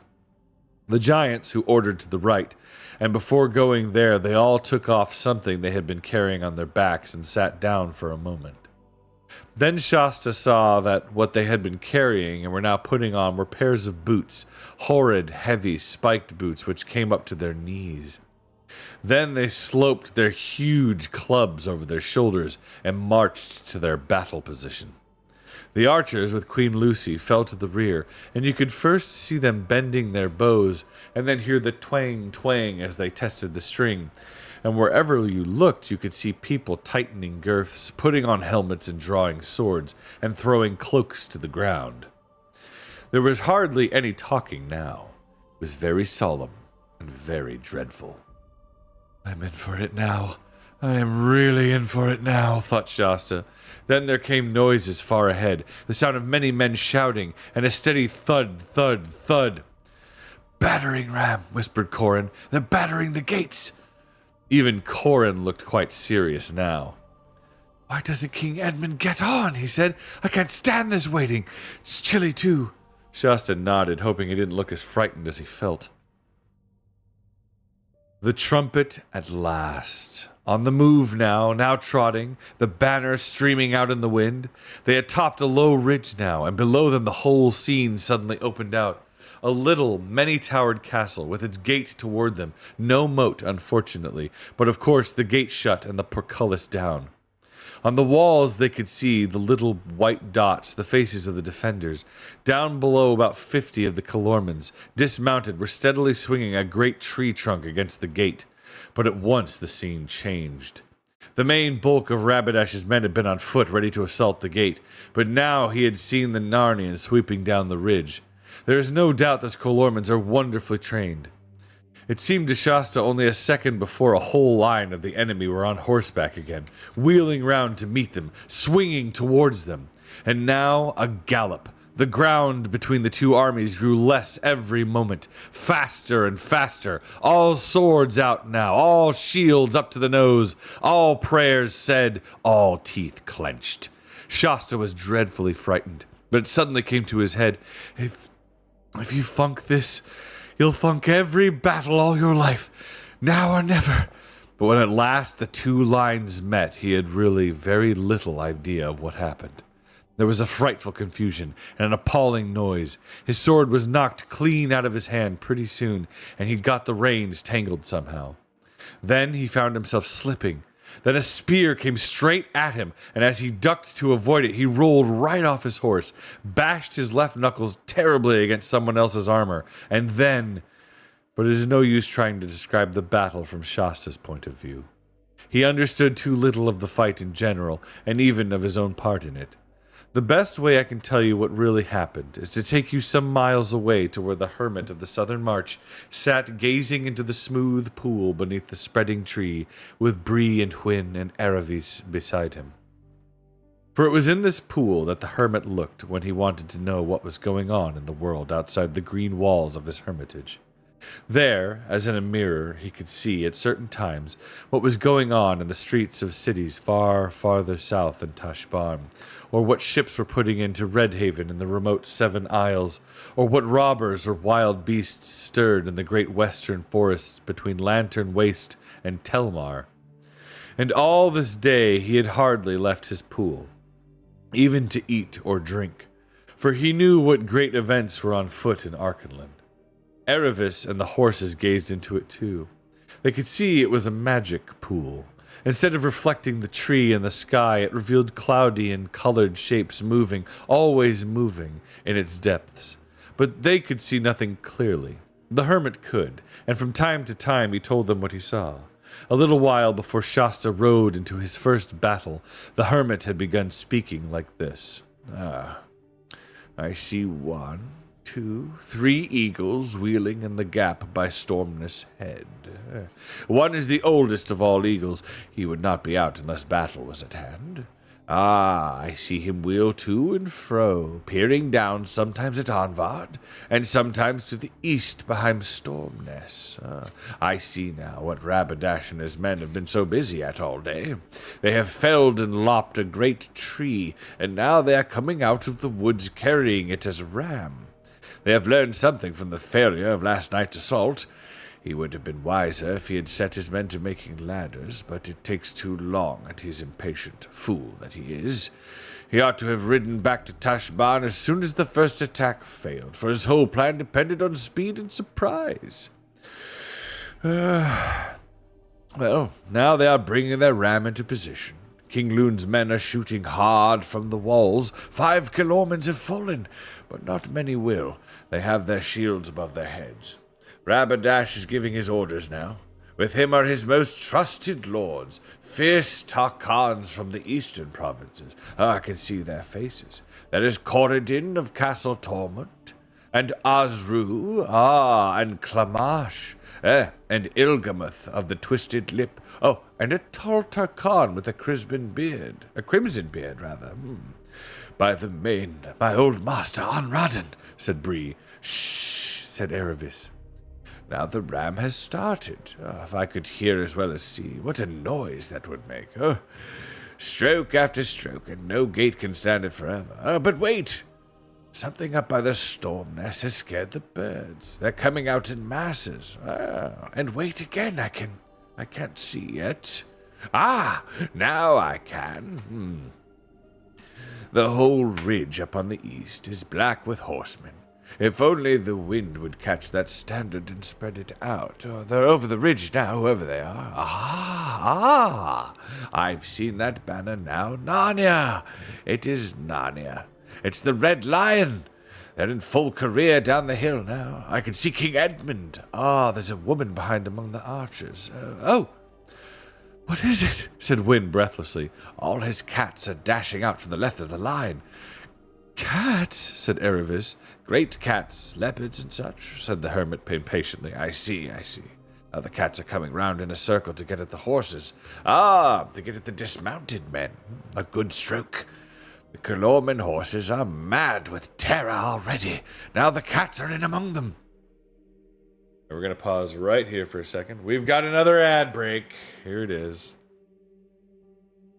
Another ad break. Get a sip of coffee. Ads again. So we're going to take a pause. I'm going to take this opportunity to refill my coffee. I'll be right back.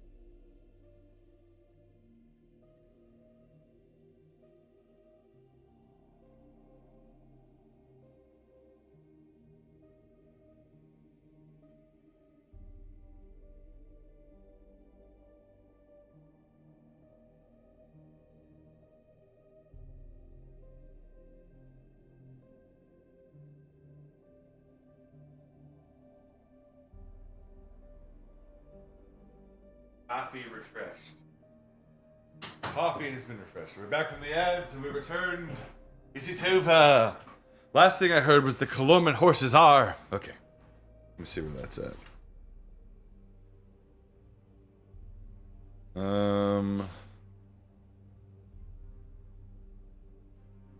You have to have ridden back to Teshban.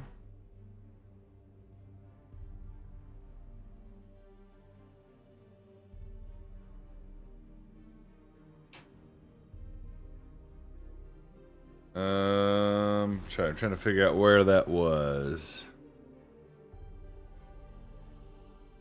Okay, here we are. I got it. All right, so welcome back. Here we go. We're going to start again. The Calormen horses are mad with terror already. Now the cats are in among them. But Rapidash has reformed his line and has 100 men in the saddle. They're riding to meet the Narnians. There's only 100 yards between the two lines now. Only 50. I can see King Edmund. I can see the Lord Peregrine. There are 2 mere children in the Narnian line. What can the king be about, letting them into the battle? Only 10 yards. The lines have met. The giants on the Narnia right are doing wonders, but one's down. Shot through the eye, I suppose. The center's all a muddle. I can see more on the left. There are 2 boys again, lying alive. One is Prince Corin. The other, like him, has 2 peas. It's your little Shasta. Corin is fighting like a man. He's killed a Calormen. I can see a bit of the center now. Rapidash and Edmund almost met then, but the press has separated them. What about Shasta? Said Erebus. Oh, the fool. Oh, groaned the hermit. Poor, brave little fool. He knows nothing about this work. He's making no use at all of his shield. His whole side's exposed. He hasn't the faintest idea what to do with his sword. He's remembered it now. He's waving it wildly about. Nearly cut his own pony's head off. And he will in a moment if he's not careful. Oh no. He's been knocked out of his hand. It's mere murder sending a child into battle. He can't live 5 minutes. Duck, you fool. He's down. Killed. asked all three voices breathlessly. How can I tell? Said the hermit. The cats have done their work. All the riderless horses are dead, or escape now. No retreat for the Calormans on them. Now the cats are turning back into the main battle. They're leaping on the ram's men. The ram is down. Oh, good. Okay, the gates are opening from the inside. There's going to be a sortie. The first three are out. It's King Loon in the middle. The brothers Dar and Darin on each side of him. Behind them are Tran and Shah, and Cole with his brother Colin. There are 10, 20, nearly 30 of them out by now. The Calorman line is being forced back upon them. King Edmund is dealing marvelous strokes. He's just slashed Corridon's head off. Lots of Calamen have thrown down their arms and are running for the woods. Those that remain are hard-pressed. The giants are closing in on the right. Cats on the left. King Loon from their rear. The Calomans are a little knot now, fighting back to back. Your Tarkhan is down, Bree. Loon and Azru are fighting hand to hand. The king looks like winning. The king is keeping it up well. The king has won. Azru's down. King Edmund's down. No, he's up again. He's at it with Rabadash. They're fighting in the very gates of the castle. Several Calormans have surrounded. Darin has killed Ilgameth. I can't see what's happened to Rabadash. I think he's dead. Leaning against the castle wall, but I don't know. Clamash and King Edmund are still fighting, but the battle is over everywhere else. Clamash has surrendered. The battle is over now. The Calormans are utterly defeated. When Shasta fell off his horse, he gave himself up for lost. But the horses, even in battle, tread on human beings very much less than you would suppose. After a very horrible 10 minutes or so, Shasta realized suddenly that there were no longer any horses standing about in the immediate neighborhood, and that the noise, for there were still a great many noises going on, was no longer that of a battle. He sat up and stared about him. Even he, little as he knew of battles, could soon see that the Archenlanders and Narnians had won.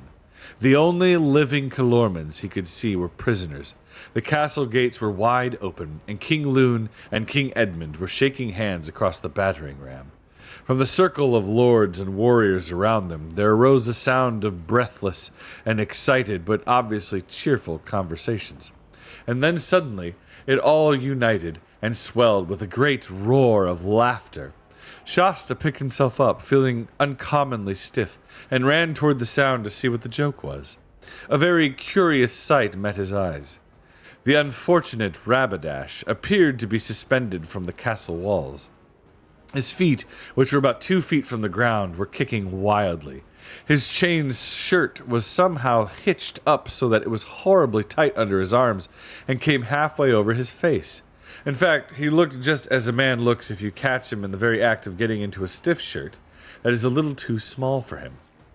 As far as could be made out afterward, and you may be sure the story was well talked of for many a day, what had happened was something like this. Early in the battle, one of the giants had made an unsuccessful stamp at Rabadash with his spiked boot. Unsuccessful because it didn't crush Rabadash, which was what the giant had intended. But not quite useless because one of the spikes tore the chain mail, just as you and I might tear an ordinary shirt. So Rabadash, by the time he encountered Edmund at the gate, had a hole in the back of his hauberk. And when Edmund pressed him back nearer and nearer to the wall, he jumped up on the mounting block and stood there raining down blows on Edmund from above. But then, finding that his position, by raising him above the heads of everyone else, made him a mark for every arrow from the Narnian bows, he decided to jump down again. And he meant to look and sound, no doubt for a moment he did look and sound, very grand and very dreadful as he jumped, crying, "The bolt of Tash falls from above!" But he had to jump sideways, because the crowd in front of him left no landing place in that direction. And then, in the neatest way you could wish, the tear in the back of his hauberk caught on a hook in the wall. Ages ago, this hook had a ring on it for tying horses to, and there he found himself, like a piece of washing hung up to dry, with everyone laughing at him. "Let me down, Edmund," howled Rabadash. "Let me down and fight me like a king and a man, and if you are too great a coward to do that, kill me at once." Oh, certainly, began King Edmund, but King Loon interrupted. By your majesty's good leave, said King Loon to Edmund, not so.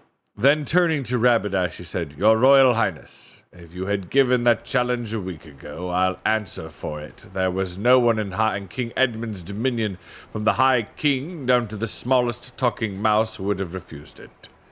But by attacking our castle of Anvard in time of peace without defiance sent to you, you have proved yourself no knight, but a traitor, and one rather to be whipped by the hangman than to be suffered to cross swords with any person of honor.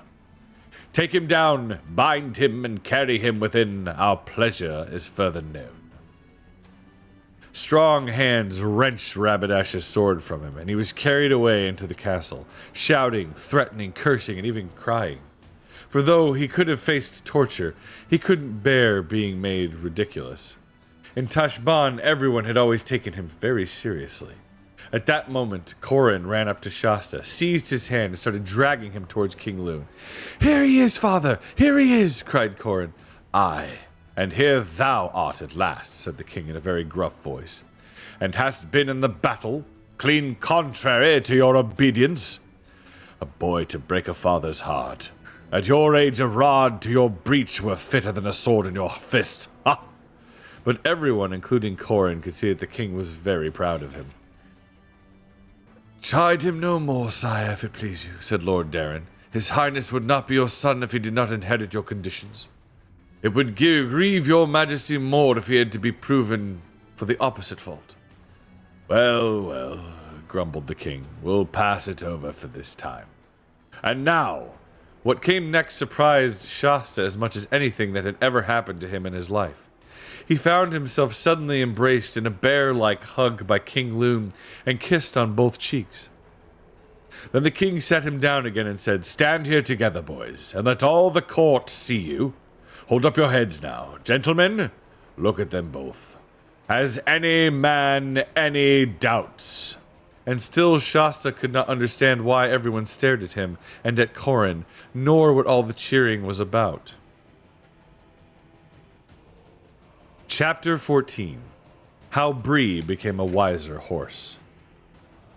We must now return to Erevis and the horses. The hermit, watching his pool, was able to tell them that Shasta was not killed, or even seriously wounded, for he saw him get up and saw how affectionately he was greeted by King Loon. But as he could only see and not hear, he did not know what anyone was saying, and once the fighting had stopped and the talking had begun, it was not worthwhile looking in the pool any longer. Next morning, while the hermit was indoors, the three of them discussed what they should do next. Oh, I've had enough of this, said Hwin. The hermit has been very good to us, and I'm very much obliged to him, I'm sure. But I'm getting as fat as a pet pony, eating all day and getting no exercise. Let's go on to Narnia. Oh, not today, ma'am, said Bree. I wouldn't hurry things. Some other day, don't you think? Oh, we must see Shasta first and say goodbye to him and apologize, said Erevis. Oh, exactly, said Bree with great enthusiasm. Just what I was going to say, yes. Oh, of course, said Hwin. I expect he is in Anvard. Naturally, we'd look in on him and say goodbye, but that's on our way. And why shouldn't we start at once? After all, I thought it was Narnia we all wanted to get to. I suppose so, said Erevis. She was beginning to wonder what exactly she would do when she got there, and was feeling a little lonely.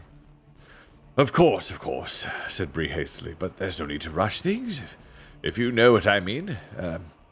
No, I haven't. I don't know what you mean, said Hwin. Why don't you want to go? Muttered Bree. Well, don't you see, ma'am, it's an important occasion. Returning to one's own country, entering society, the best society. It's so essential to make a good impression. Not perhaps looking quite ourselves yet, eh? Hwin broke out into a hoarse laugh. It's your tail, Bree. I see it all now. You want to wait till your tail's grown again. We don't even know if tales are worn long in Narnia. Really, Bree. You're as vain as the Tarkina and Tushban.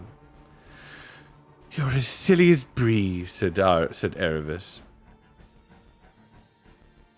By the lion's mane, Tarkina, I'm nothing of the sort, said Bree indignantly. I have a proper respect for myself and my fellow horses, that's all. Bree, said Erebus, who was not very interested in the cut of his tail, I've been wanting to ask you something for a long time. Why do you keep swearing by the lion and by the lion's mane? I thought you hated lions. So I do, answered Bree, but when I speak of the lion, I of course mean Aslan, the great deliverer of Narnia, who drove away the witch in the winter. All Narnians swear by him. But is he a lion? No, of course not, said Bree in a rather shocked voice. All the stories about him in Tushban say he is. That was Erebus. All the stories in Tushban say he is, replied Erebus.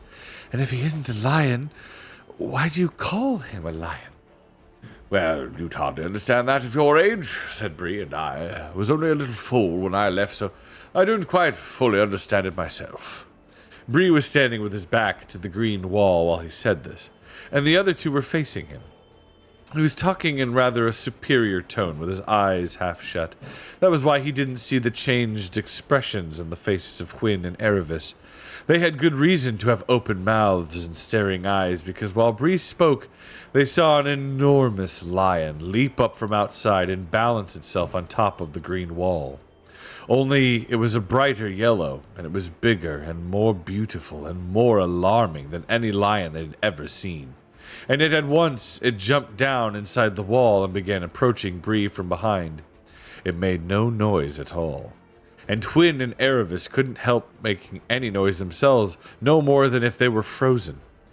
No doubt, continued Bree, when they speak of him as a lion, they only mean he's as strong as a lion, or, to our enemies, of course, as fierce as a lion, yes, or something of that kind. Even a little girl like you, Erebus, must see that it is quite absurd to suppose he is a real lion. Indeed, it would be disrespectful. If he was a lion, he would have to be a beast, just like the rest of us. Why? And here Bree began to laugh. If he was a lion, we'd have 4 paws, and a tail, and whiskers. Help! Just as he said the word whiskers, one of Aslan's had actually tickled his ear. Bree shot away like an arrow to the other side of the enclosure, and there turned. The wall was too high for him to jump, and he could fly no farther. Erebus and Hwin both started back. There was about a second of intense silence. Then Hwin, though shaking all over, gave a strange little neigh and trotted across to the lion. Please, she said, you are so beautiful. You may eat me if you like. I'd sooner be eaten by you than fed by anyone else. Dearest daughter, said Aslan, planting a lion's kiss on her twitching velvet nose, I knew you would not be long in coming to me. Joy shall be yours. Then he lifted his head and spoke in a louder voice. Now, Bree, he said, you poor, proud, frightened horse. Draw near, nearer still, my son. Do not dare to dare. Touch me, smell me. Here are my paws. Here is my tail. These are my whiskers. I am a true beast. Aslan, said Bree in a shaken voice, I'm afraid I must be rather a fool. Happy the horse who knows that while he is still young, or the human either. Draw near, Erebus, my daughter. See, my paws are velveted. You will not be torn this time. This time, sir, said Erebus. It was I who wounded you. said Aslan. I am the only lion you met in all your journeys. Do you know why I tore you? No, sir. The scratches on your back, tear for tear, throb for throb, blood for blood, were equal to the stripes laid on the back of your stepmother's slave, because of the drugged sleep you cast upon her. You needed to know what it felt like. Yes, sir. Please. Ask on, my dear, said Aslan. Will any more harm come to her but what I did? Child, said the lion, I am telling you your story, not hers. No one is told any story but their own. Then he shook his head and spoke in a lighter voice. Be merry, little ones, he said. We shall meet soon again. But before that you will have another visitor. Then in one bound he reached to the top of the wall and vanished from their sight. Strange to say, they felt no inclination to talk to one another about him after he had gone. They all moved slowly away to different parts of the quiet grass, and there paced to and fro, each alone, thinking.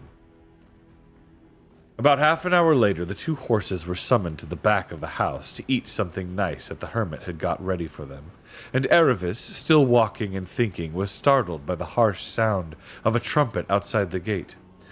Who's there? Said Aravis. His Royal Highness Prince Cor of Auchenland, said a voice from outside. Aravis undid the door and opened it, drawing back a little way to let the strangers in.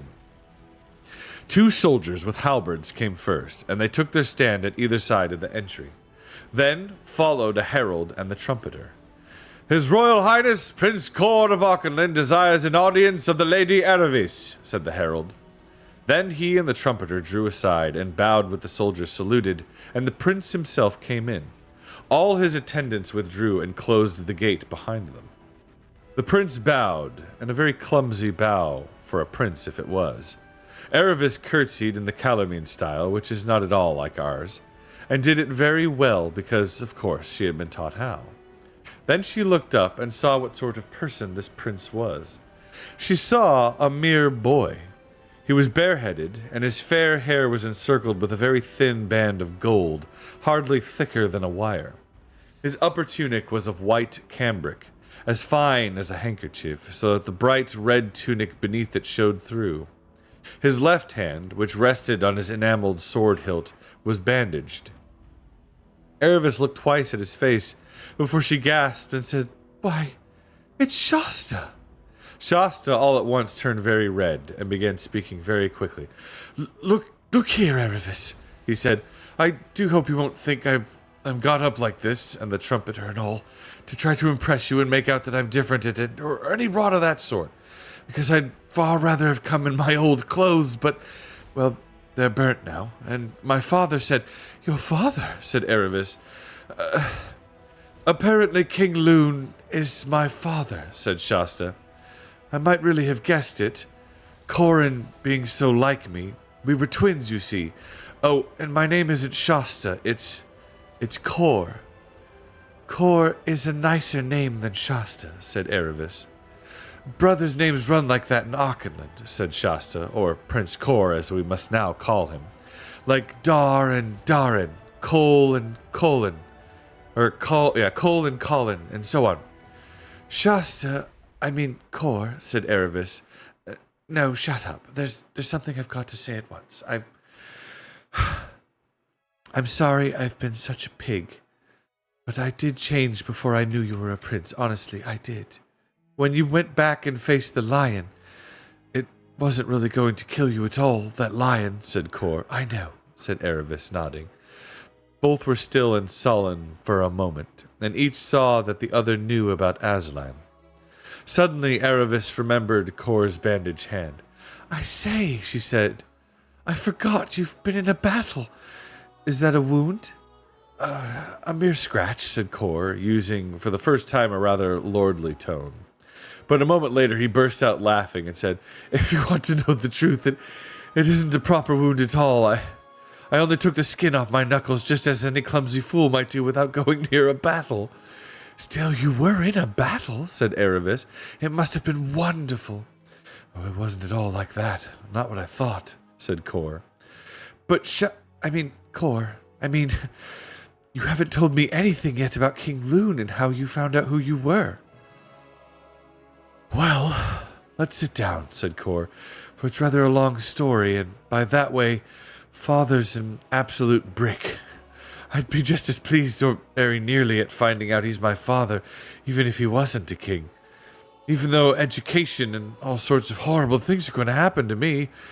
But you want the story? Well, Corin and I were twins, and about a week after we were both born, apparently they took us to a wise old centaur in Narnia to be blessed or something. Now, the centaur was a prophet, as good as many centaurs are. Perhaps you haven't seen any centaurs yet. There were some in the battle yesterday. Most remarkable people, but I can't say I feel quite at home with them yet. I say, Aravis, there are going to be a lot of things to get used to in these northern countries." "Yes, there are," said Aravis, "but get on with the story." "Well, as soon as he saw Corin and me, it seems the centaur looked at me and said, 'A day will come when that boy will save Auchinland from the deadliest danger in which ever she lay.' So, of course, my father and mother were very pleased, but there was someone present who wasn't. This was a chap called Lord Barr, who had been Father's Lord Chancellor, and apparently he'd done something wrong, like bezeling or some word like that. I didn't really understand that part very well. And Father had him dismissed. But nothing else was done to him, and he was allowed to go on living in Auchinland. But he must have been as bad as he could be, for it came out afterward he had been in the pay of the Tisroc, that had sent a lot of secret information to Tashban. So as soon as he heard I was going to save Auchinland from a great danger, he decided I must be put out of the way. Well, he succeeded in kidnapping me, I don't know exactly how, and rode away from the winding arrow to the coast. He'd had everything prepared, and there was a ship manned with his own followers lying ready for him, and he put out to sea with me on board. But Father got wind of it, though not quite in time, and was after him as quickly as he could. The Lord Barr was already at sea when Father reached the coast, but not out of sight, and Father was embarked in one of his own warships within 20 minutes. It must have been a wonderful chase. There were 6 days following Barr's galleon, and brought her to battle on the 7th. It was a great sea fight. I heard a lot about it yesterday evening. From 10 o'clock in the morning till sunset, our people took the ship in the end, but I wasn't there. The Lord Barr himself had been killed in the battle, but one of his men said that early that morning, as soon as he saw he was certain to be overhauled, Barr had given me to one of his knights, and sent us both away in the ship's boat. And that boat was never seen again. But of course that was the same boat that Aslan, he seems to be at the back of all the stories, pushed ashore at the right place for Arshish to pick me up. I knew that knight's name, or I wish I knew that knight's name, for he must have kept me alive and starved himself to do it. I suppose Aslan would have said that was part of someone else's story, said Aravis. Oh, I was forgetting that, said Cor. And I wonder how the prophecy will work out now, said Aravis, and what the great danger is that you're to save Auchinland from. Well, said Cor rather awkwardly, they seem to think I've already done it. Aravis clapped her hands. Why, of course, she said. How stupid I am, and how wonderful. Auchinland can never be in much greater danger than it was when Rabadash crossed the Arrow with his 200 horse. And you hadn't got through with your message. Don't you feel proud? I think I feel a bit scared, said Cor. Oh, you'll be living in Advard now, said Aravis rather wistfully. Oh, said Cor, I'd nearly forgotten what I came about. Oh, Father wants you to come and live with us. He says there's been no lady in the court, they call it a court, I don't know why, since Mother died. Do, Aravis. You'll like Father and Corin, They're not like me. They've been properly brought up. You needn't be afraid that... Oh, stop it, said Erebus. Or we'll have a real fight. Of course I'll come. Well, now let's go and see the horses, said Cor. There was a great and joyous meeting between Bree and Cor, and Bree, who was still in a rather subdued frame of mind, agreed to set out for Anvard at once. He and Hwin would cross into Narnia on the following day. All four bade an affectionate farewell to the hermit, and promised that they would soon visit him again. By about the middle of the day morning, they were on their way.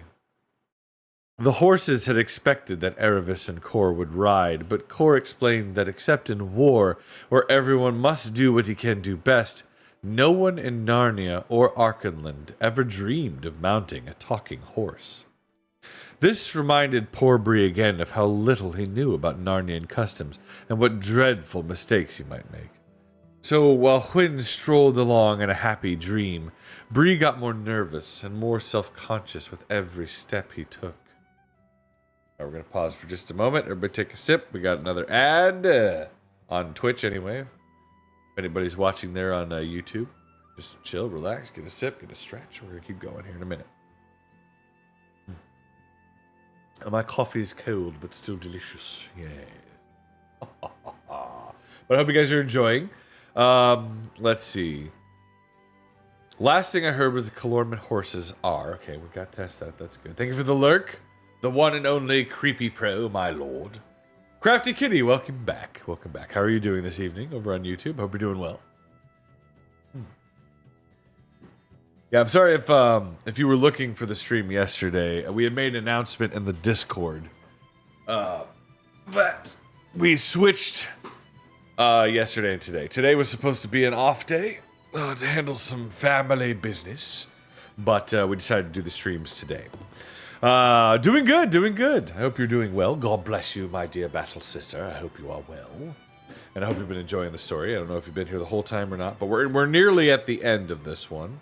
We've got a few more pages and actually one more page, and then the last chapter, and we're done with the book. So we're just gonna go ahead and finish today.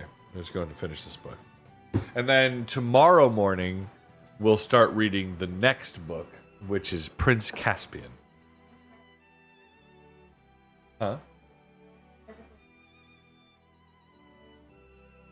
Don't spoil it. Don't spoil.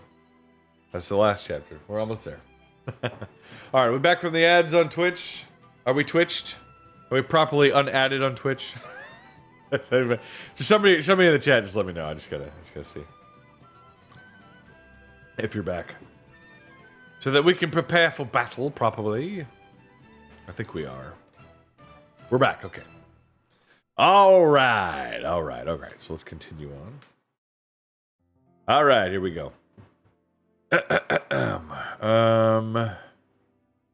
were we?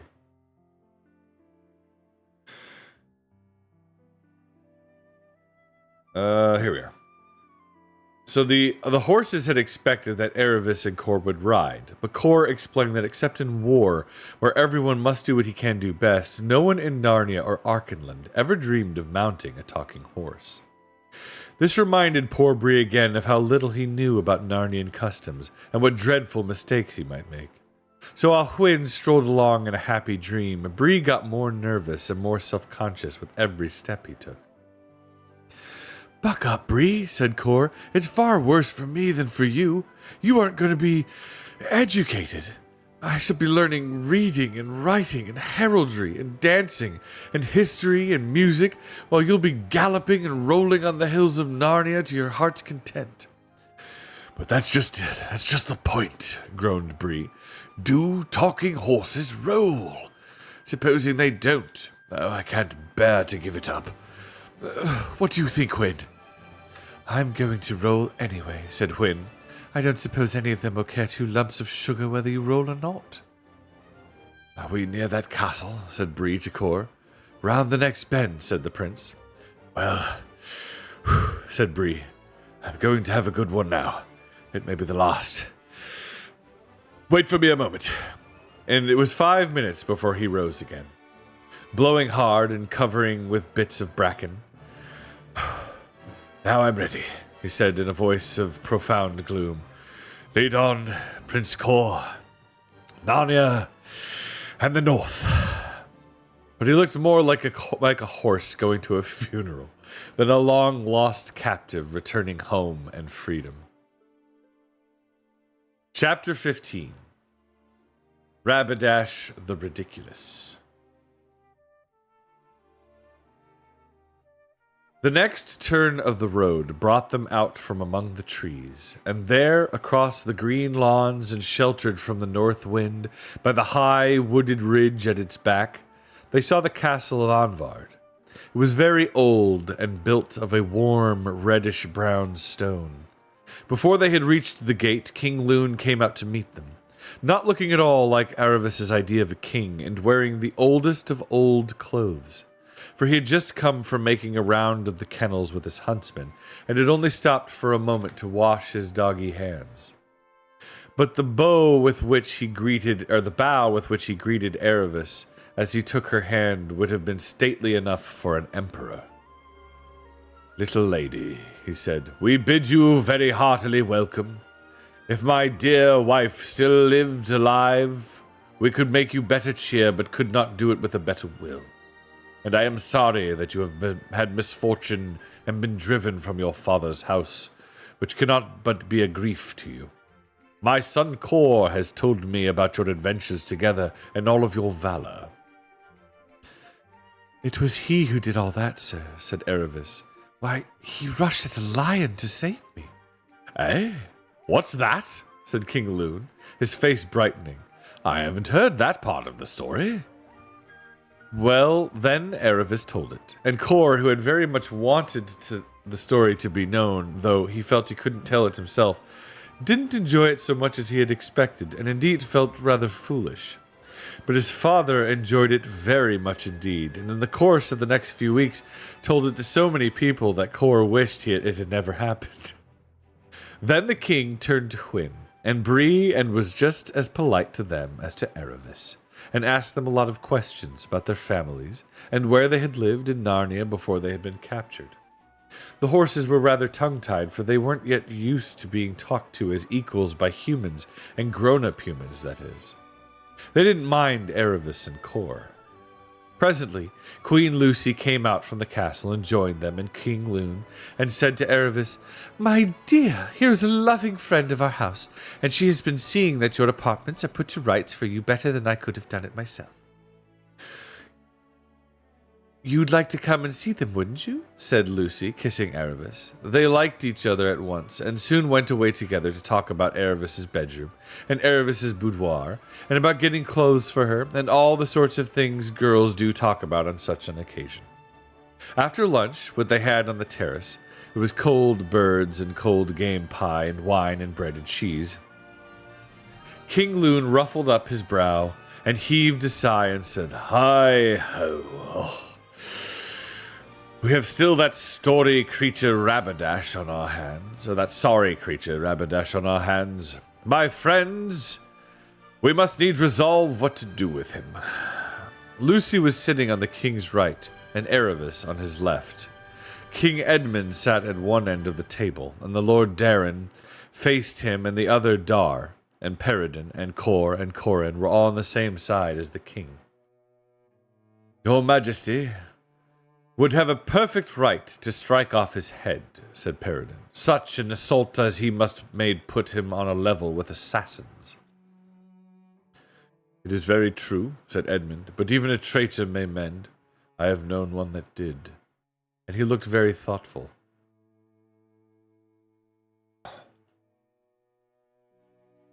To kill this Rabadash would go nearer to raising war with the Tisroc, said Darren. A fig for the Tisroc, said King Lune. His strength is in numbers, and numbers will never cross the desert. But I have no stomach for killing men, even traitors in cold blood.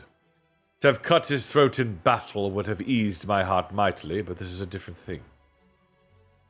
By my counsel, said Lucy, your Majesty shall give him another trial. Let him go free on straight promise of fair dealings in the future. It may be that he will keep his word. Maybe apes will grow honest, sister, said Edmund, but by the lion, if he breaks it again, may it be in such time and place that any of us could swap off his head in clean battle. It shall be tried, said the king, and then to one of his attendants, send for the prisoner. Fiend. Rabadash was brought before them in chains. To look at him, anyone would have supposed that he had passed the night in a noisome dungeon without food or water.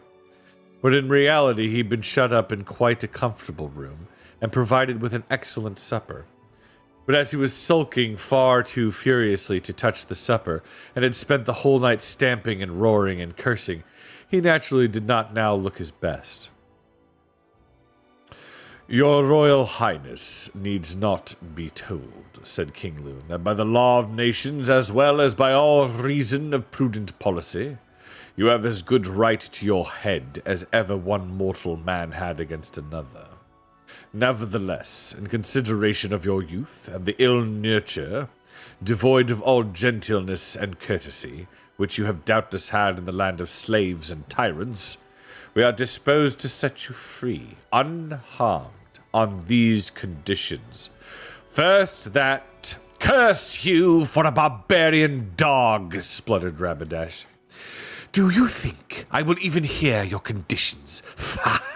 You talk very largely of nurture, and I know not what. It's easy to a man in chains. Ha! Take off these vile bonds, give me a sword, and let any of you who dares then debate with me. Nearly all the lords sprang to their feet, and Corin shouted, Father, can I box him, please? Peace. Peace, your majesties, my lords, said King Loon. Have we no more gravity among us than to be so chafed by the taunt of a pagic? Sit down, Corin, or shalt leave the table. I ask your highnesses again to hear our conditions. I hear no conditions from barbarians and sorcerers, said Rabadash. Not one of you dare touch a hair of my head. Every insult you have heaped on me shall be paid with oceans of Narnian and Archenlandish blood. Terrible shall be the vengeance of the Tisroc, be even now. But kill me, and the burnings and torturings in these northern lands shall become a tale to frighten the world 1,000 years hence. Beware, beware, beware! The bolt of Tash falls from above. Does it ever get caught on a hook halfway? Asked Corin. Shame, Corin, said the king. Never taunt a man save when he is stronger than you. Then, as you please. Oh, you foolish Rabadash, sighed Lucy. Next moment, Cor wondered why everyone at the table had risen and was standing perfectly still. Of course, he did the same himself, and then he saw the reason. Aslan was among them, though no one had seen him coming. Rabadash started as the immense shape of the lion paced softly in between him and his accusers. Rabadash, said Aslan, take heed. Your doom is very near. You may still avoid it. Forget your pride, what you have to be proud of anyway, and your anger. Who has done you wrong? And accept the mercy of these good kings. Then Rabadash rolled his eyes and spread out his mouth into a horrible, long, mirthless grin like a shark, and wagged his ears up and down. Anyone can learn how to do this if they take the trouble. He had always found this very effective in Calormen. The bravest had trembled when he made these faces, and ordinary people had fallen to the floor, and sensitive people had often fainted. But what Rabadash hadn't realized is that it is very easy to frighten people who know you can have them boiled alive the moment you give the word. The grimaces didn't look at all alarming in Archenland. Indeed, Lucy only thought Rabadash was going to be sick. Demon! Demon! Demon! Shouted the prince. I know you. You are a foul fiend of Narnia. You're the enemy of the gods. Learn who I am, horrible phantasm. I am descended from Tash, the inexorable, the irresistible. The curse of Tash is upon you. Lightnings, the shape of scorpions, shall be rained on you. The mountains of Narnia shall be ground to dust. Have a care, Rabadash, said Aslan quietly. The doom is nearer now. It is at the door. It has lifted the latch. Let the skies fall, shrieked Rabadash. Let the earth gape.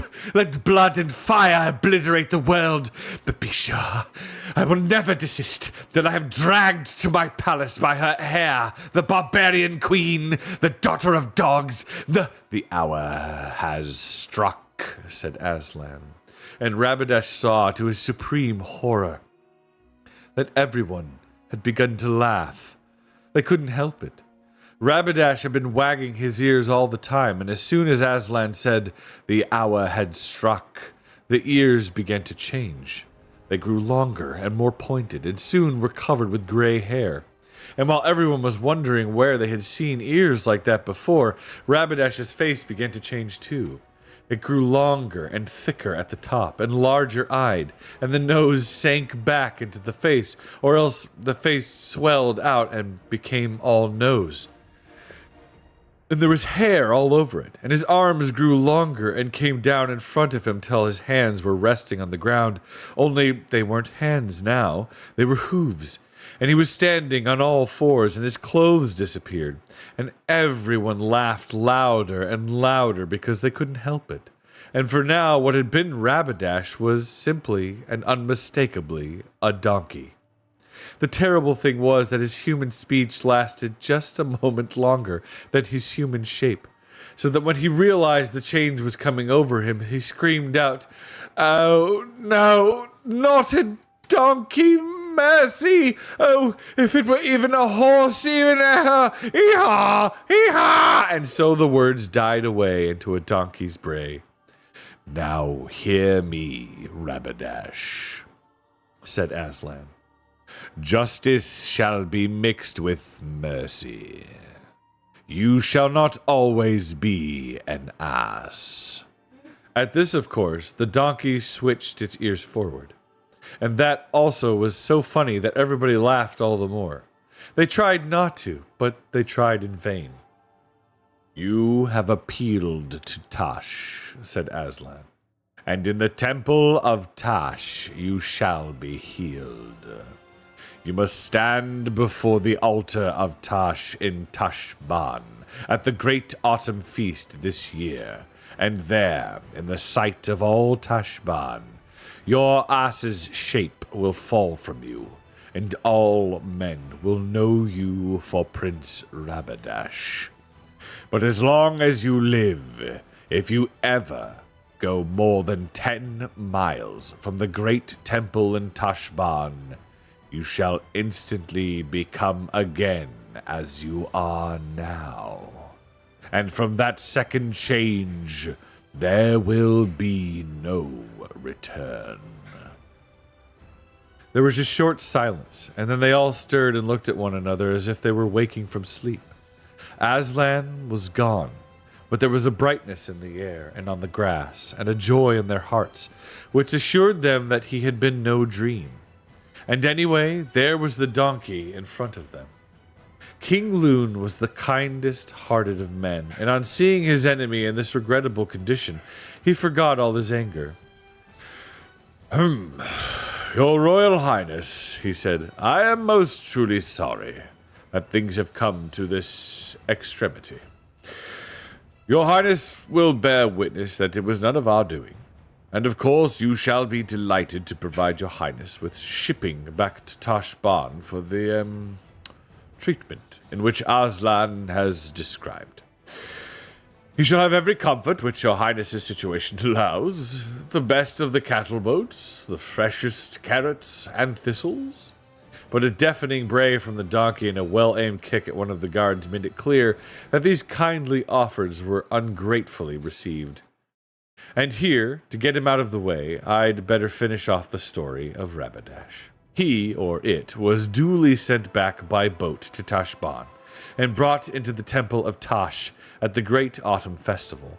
And then he became a man again. But of course, 4,000 or 5,000 people had seen the transformation, and the affair could not possibly be hushed up. And after the old Tisrock's death, when Rabadash became Tisrock in his place, he turned out the most peaceable Tisrock Calorman had ever known. This was because, not daring to go more than 10 miles from Tashban, he could never go on a war himself, and he didn't want his Tarkans to win fame in the wars at his expense, for that is the way Tisrocks get overthrown. But though his reasons were selfish, it made things much more comfortable for all the smaller countries round Calorman. His own people never forgot that he had been a donkey. During his reign, and to his face, he was called Rabadash the Peacemaker, but after his death and behind his back, he was called Rabadash the Ridiculous. And if you look him up in a good history of Calorman, try the local library, you will find him under that name. And to this day in Calorman history, or in schools, if you do anything unusually stupid, you are very likely to be called a second Rabadash.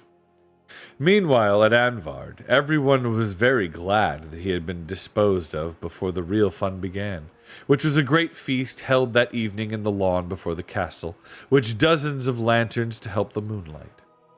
And the wine flowed, and tales were told, and jokes were cracked, and then silence was made, and the king's poet and 2 fiddlers stepped out into the middle of the circle. Erevis and Kor prepared themselves to be bored, for the only poetry they knew was Calorman kind, and you know now what that was like. But at the very first scrape of the fiddles, a rocket seemed to go up inside their heads, and the poet sang the great old lay of Fair Olven, and how he fought the giant Pyre and turned him into stone, and that is the origin of Mount Pyre. It was a 2-headed giant, and won the Lady Liln for his bride, and when it was over, they wished it was going to begin again. And though Bree couldn't sing, he told the story of the fight of Zalindra.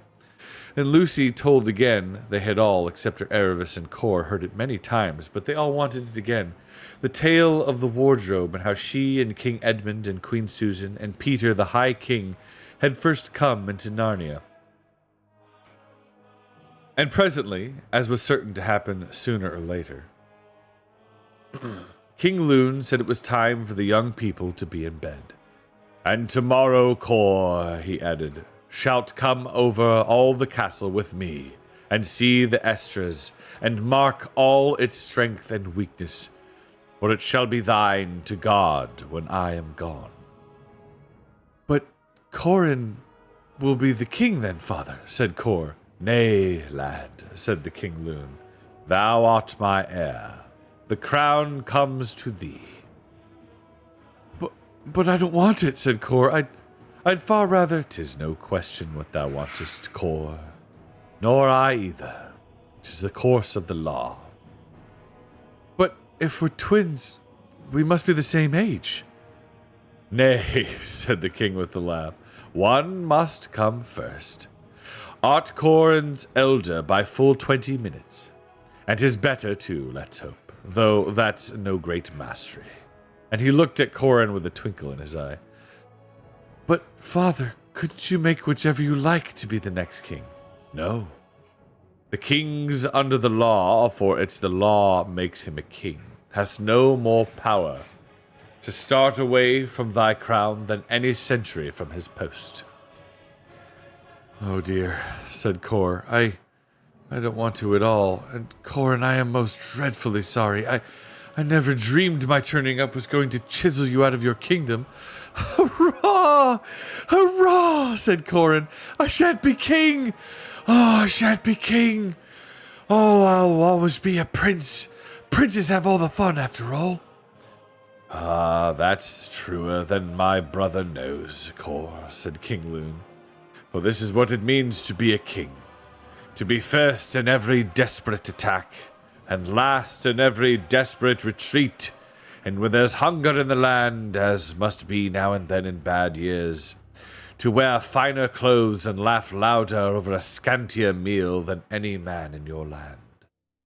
When the 2 boys were going upstairs to bed, Kor again asked Corin if nothing could be done about it, And Corin said, if you say another word about it, I'll knock you down. It would be nice to end the story by saying that after that, the two brothers never disagreed about anything again.